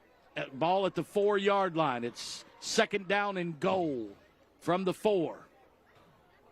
With 1:30 to play in the football game. Now keep in mind, I don't see one yet. Well, what do you think? Amare Hannah, if Lake City wins, definitely. If East Clarendon wins, I like that Barnes and McConnell guy. McConnell too. McDowell. But McConnell. So, but 90 seconds left, and East Clarendon still has 2 timeouts. The Wolverines trying to stay undefeated. Beat Lakewood last week 35-14, but trail right now to a winless Lake City team. But I told you. Lake City's played some good people. I told you this morning on my radio show that this was going to be a much better game than you think. And a low snap. He gets it to the tailback. I don't know how he did, but he did. Woo, that was one I would have to eat now. Yeah, it was a low snap. He gave it to Shayon Shavers. Yeah, and I tell you, between Shavers and Hannah, I would be very comfortable with one of those two having the ball the rest of the way. He got back to the line of scrimmage, and they call another timeout by the Wolverines. That's their second. Yeah, they got one more. And they've got with one timeout, you can kill the ball with 1:15. So you got your I got chart my chart out, over here. I had to use that thing back in the days.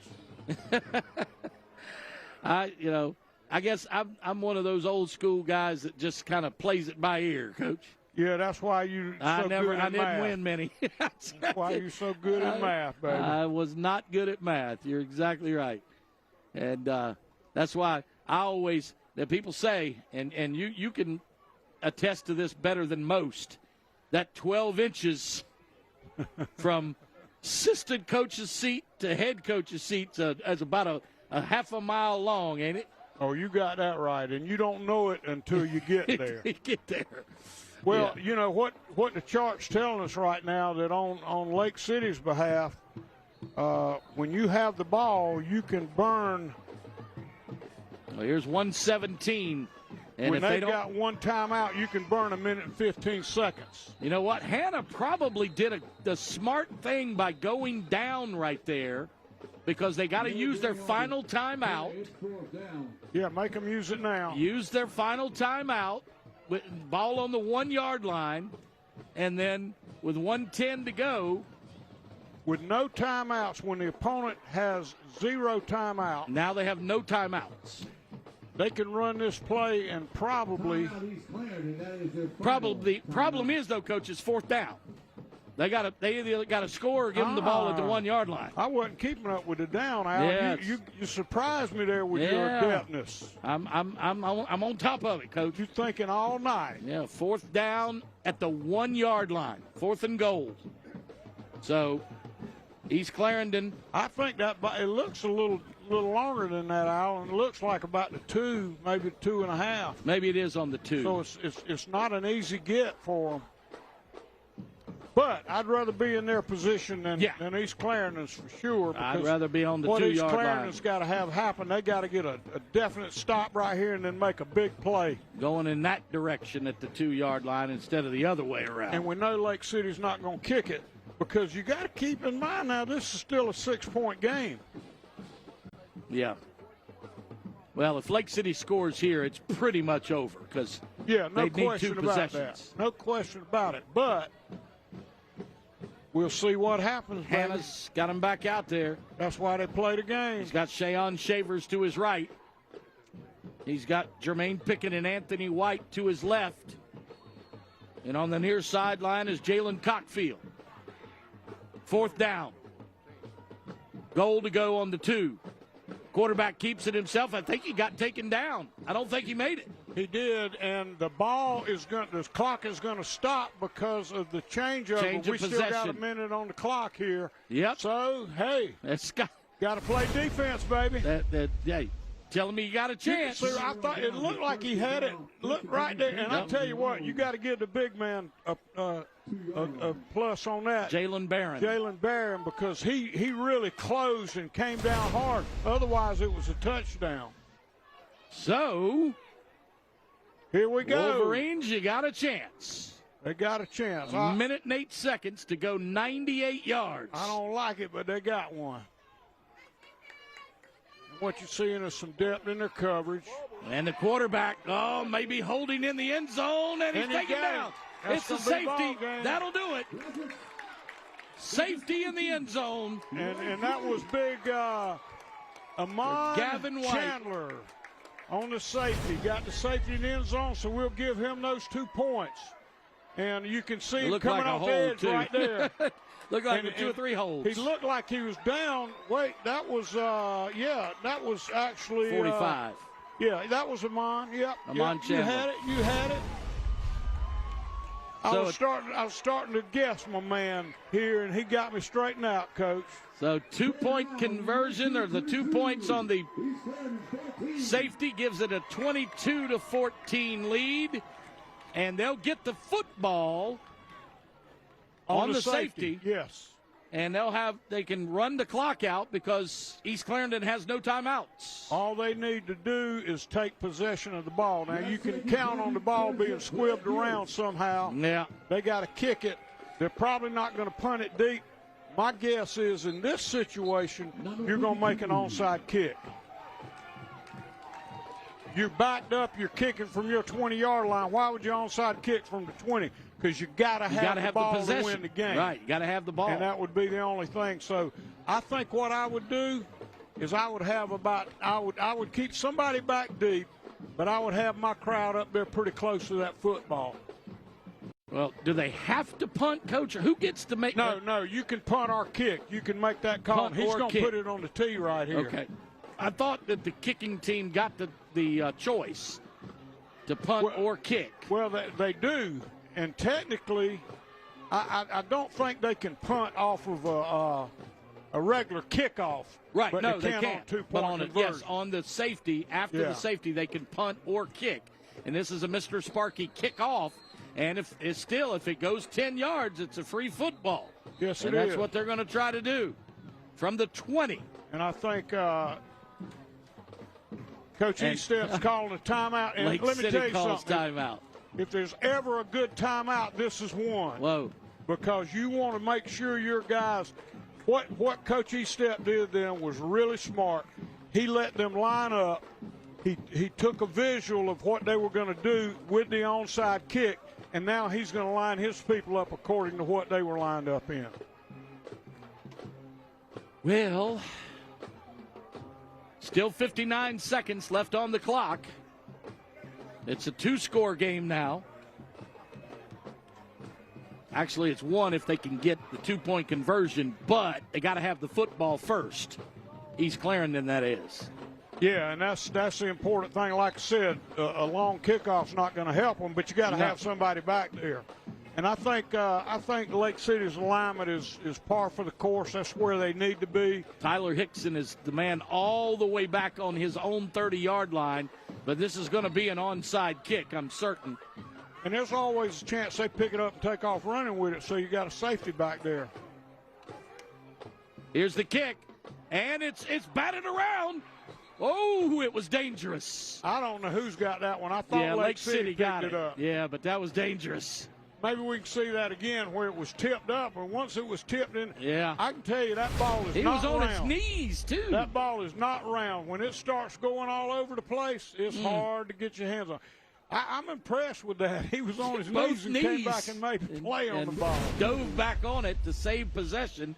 And all they got to do now is kneel it twice, and the game is over. Yep. And Lake City will stay, or actually Lake City will get their first win of the year, and East Clarendon will have their first loss of the year. And I can tell you, I've seen games at this point turn the other way. So you cannot take anything for granted because you don't know what's going to happen. And you better continue to be focused and play football. Congratulations to Jamison E-Step and Lake City as they roll the clock. One more play. And they snap it with 50 seconds. And all they got to do is down it one more time. They will have to snap the football, but that'll do it. Quarterback in the game, Hannah. I don't have to been pay the you guy, anything, but I'm going to give you a little something. But I tell you what. Appreciate it. You did a wonderful job. Yeah, did a great job. T.W. Terrence Williams, good job tonight, son. There's spotter, and that'll do it. And T brought his girlfriend in, too. Amare Hannah will be our HTC game ball winner, and Lake City gets its first win of the year, 22-14 over East Clarendon. As time runs out, and Coach Jamison E-Step gets his first win as a coach, permanent coach. Good job, TW. And we'll be back with some post-game comments on the CMC Friday Night Rivals from Lake City. The Panthers win it 22-14 on the CW21. Who do you think? It's called the silent problem. Each year, an estimated 5 million of our elderly, many of them in nursing homes, suffer some form of abuse. Physical, emotional, sexual, or financial. Nursing home abuse is unacceptable in any form and by any perpetrator. The care facility is responsible for your loved one's safety, and violators must be held accountable. If you suspect your loved one has suffered abuse or neglect in a nursing home, just call Joy. 843-215-3100. DIY? How about DDIY? Don't do it yourself. Leave it to the professionals. Benjamin Franklin is your plumbing expert. We can take the hassle out of your home's plumbing. We can handle whole house repipes, unclogging your drains, installing water heaters, and help with any natural gas or inspections. And we're always there for you 24 hours a day. Benjamin Franklin is your punctual plumber. If there's any delay, it's you we pay. Robison Community College, your source for higher education and short-term training needs. Offering accounting, basic law enforcement training, cosmetology, criminal justice, cybersecurity, electrical systems, EMS, HVAC, mechatronics, medical office administration, respiratory therapy, radiography, university transfer, artificial intelligence, welding, and more. Online and face-to-face instruction available. Learn more at robison.edu. Aprende inglés gratis en RCC. Car wreck? Trying to do it alone? Handling it yourself? You thought it was going to be easy, didn't you? Hey, I get it. Let me guess. Your car isn't fixed. The adjuster won't call you back. You can't get medical treatment. They probably even offered you a quick buck.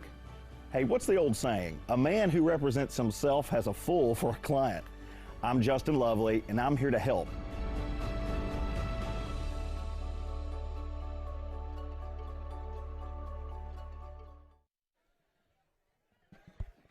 Back at Ward Memorial Stadium in Lake City, and a home crowd that goes home happy tonight for the first time this year. And Jamison E-Step, although he has been the interim head coach the past couple of years, this is his first official win as a head coach at Lake City. Yeah, and, you know, I had a good conversation with him this week, and he said, we're just making progress. We just got to make some plays when we need them. And I think they've had some tight games, and this is one to propel them because this is the first region game for both of these guys. Yeah. And that's what matters now for the playoffs. Well, I want to congratulate Coach E-Step, but also thank Coach Cornelius for their cooperation this week. Both were outstanding. It's drive of the game, Coach, has to be the game winner, right? Yeah, it had to be the game winner. I don't see how you could call it either way. And then actually the game winner was also we don't say that. Yeah, yet. no. Yeah. Yeah, and who was responsible for that game, that drive? But the quarterback. Yeah, the quarterback got all 8 points on the drive. And I think we'll be talking to him in just a few minutes. But it's also time for the school bus stop of the game.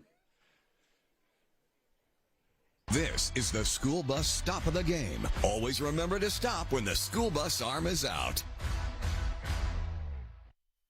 And this is the biggest play for Lake City fans all night long because it saved the game for them. Yeah, and they were in a position now. Obviously, he's Coach Easton or Coach Cornelius, as you see the quarterback. Obviously, they were in a bad spot back there. Yeah. But nonetheless, they had to make this play, and they did, and that clinched it. Once that play was made, it was an 8-point game. They had possession of the ball. Game was over. Yeah, Gavin White taken down in the backfield. So that's this is the school bus stop of the game. Always remember to stop when the school bus arm is out. So congratulations again to the Lake City Panthers. And why don't we celebrate with them?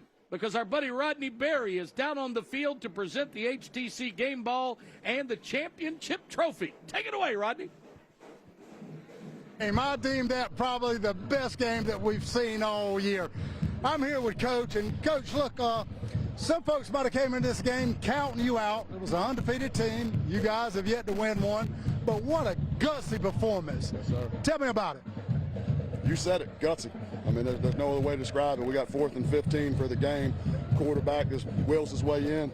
Defense made enough plays. We come up big there at the end with the safety to seal the game. You can't say enough about the resiliency of these kids behind us, the coaches behind us. It's been real easy when we're losing at the end of the game right there after we just lost 4 just to say, tuck tail and go. Right? But they dug down. They found something tonight. And them 4 games we played, they had us ready for tonight. Yeah. No doubt, you've definitely instilled belief because the momentum was going the other way late in that 4th quarter, and behold, you guys took over. Yes, sir. You got to give a lot of credit, DC. They didn't quit. Coach Cornelius does a heck of a job with them. Their boys believe in what they do. They never thought they were out of the game. We took their punch. They took ours. But at the end of the game, we were the last one to get a swing in. Well, what a performance, Coach. And look, we've got a few things to give away here. Absolutely. First thing is this HTC game ball. And I'm going to ask, what are you getting up for? Come on up here. You are a linebacker's worst nightmare. And what a pleasure. You did it with your feet. You threw. And I just saw so many leadership characteristics. How you feel about tonight's game? I feel good about tonight, man. My team, we played hard. We didn't fall down. We stayed up the whole game. We had intensity. We played good. Outstanding. Congratulations to you, sir. Yes, sir. All right.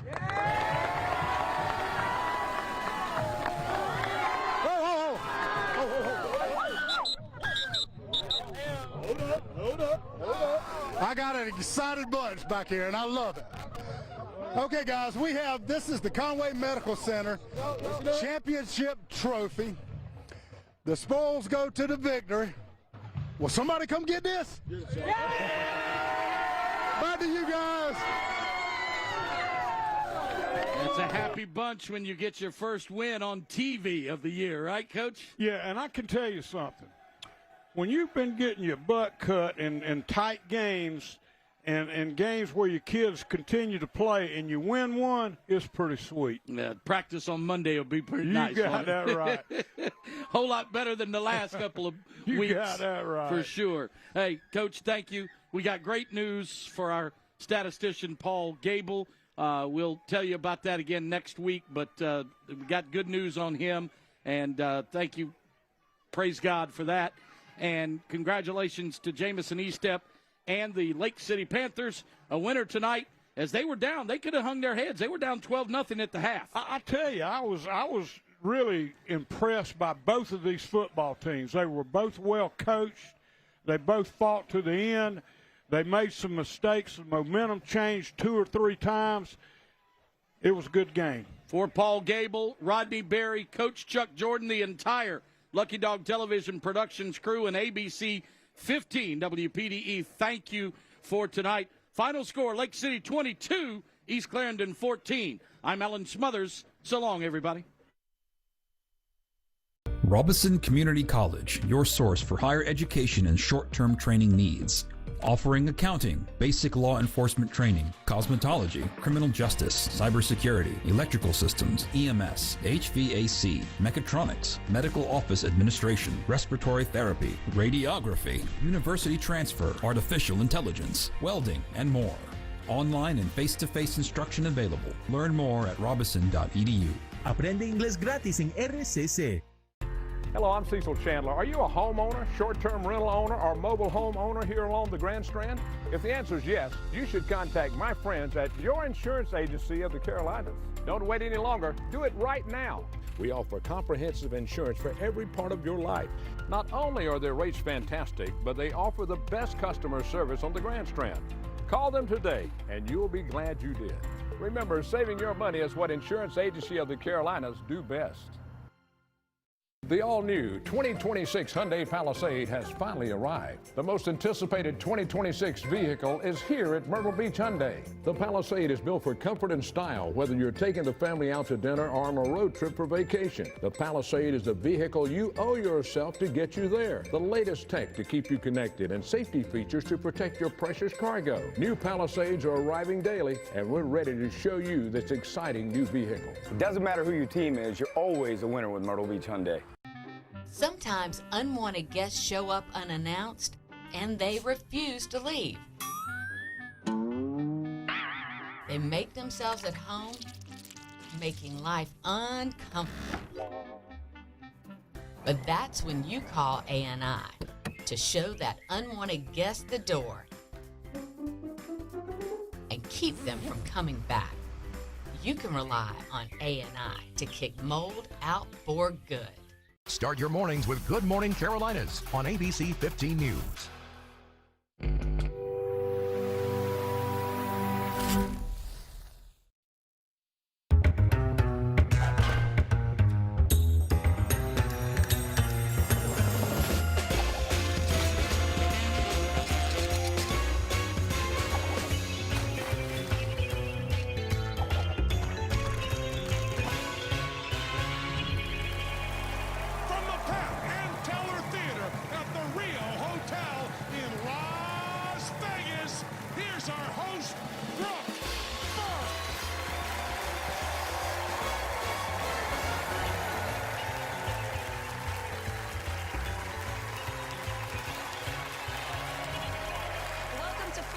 Brace yourselves for a night of electrifying performances because tonight's magicians are ready to rock you like a hurricane.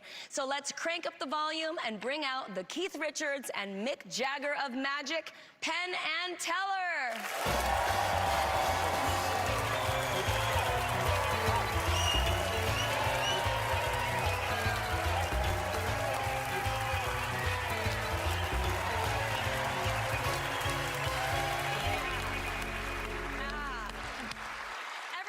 Tonight has a chance to fool Penn and Teller, and if they do, they get a famous Fool Us trophy and a slot in P&T's Las Vegas Spectacular.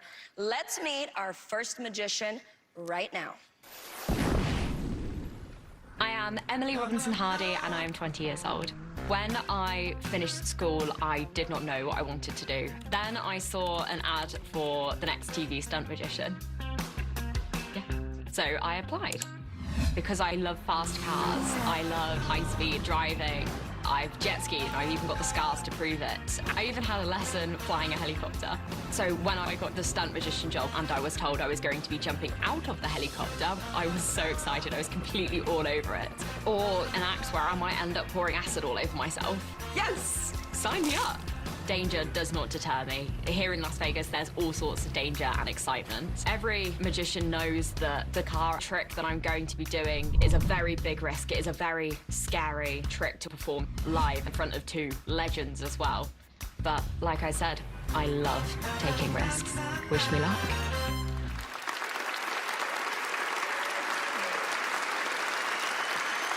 Here's a fresh face from the UK. Give it up for Emily Robinson Hardy.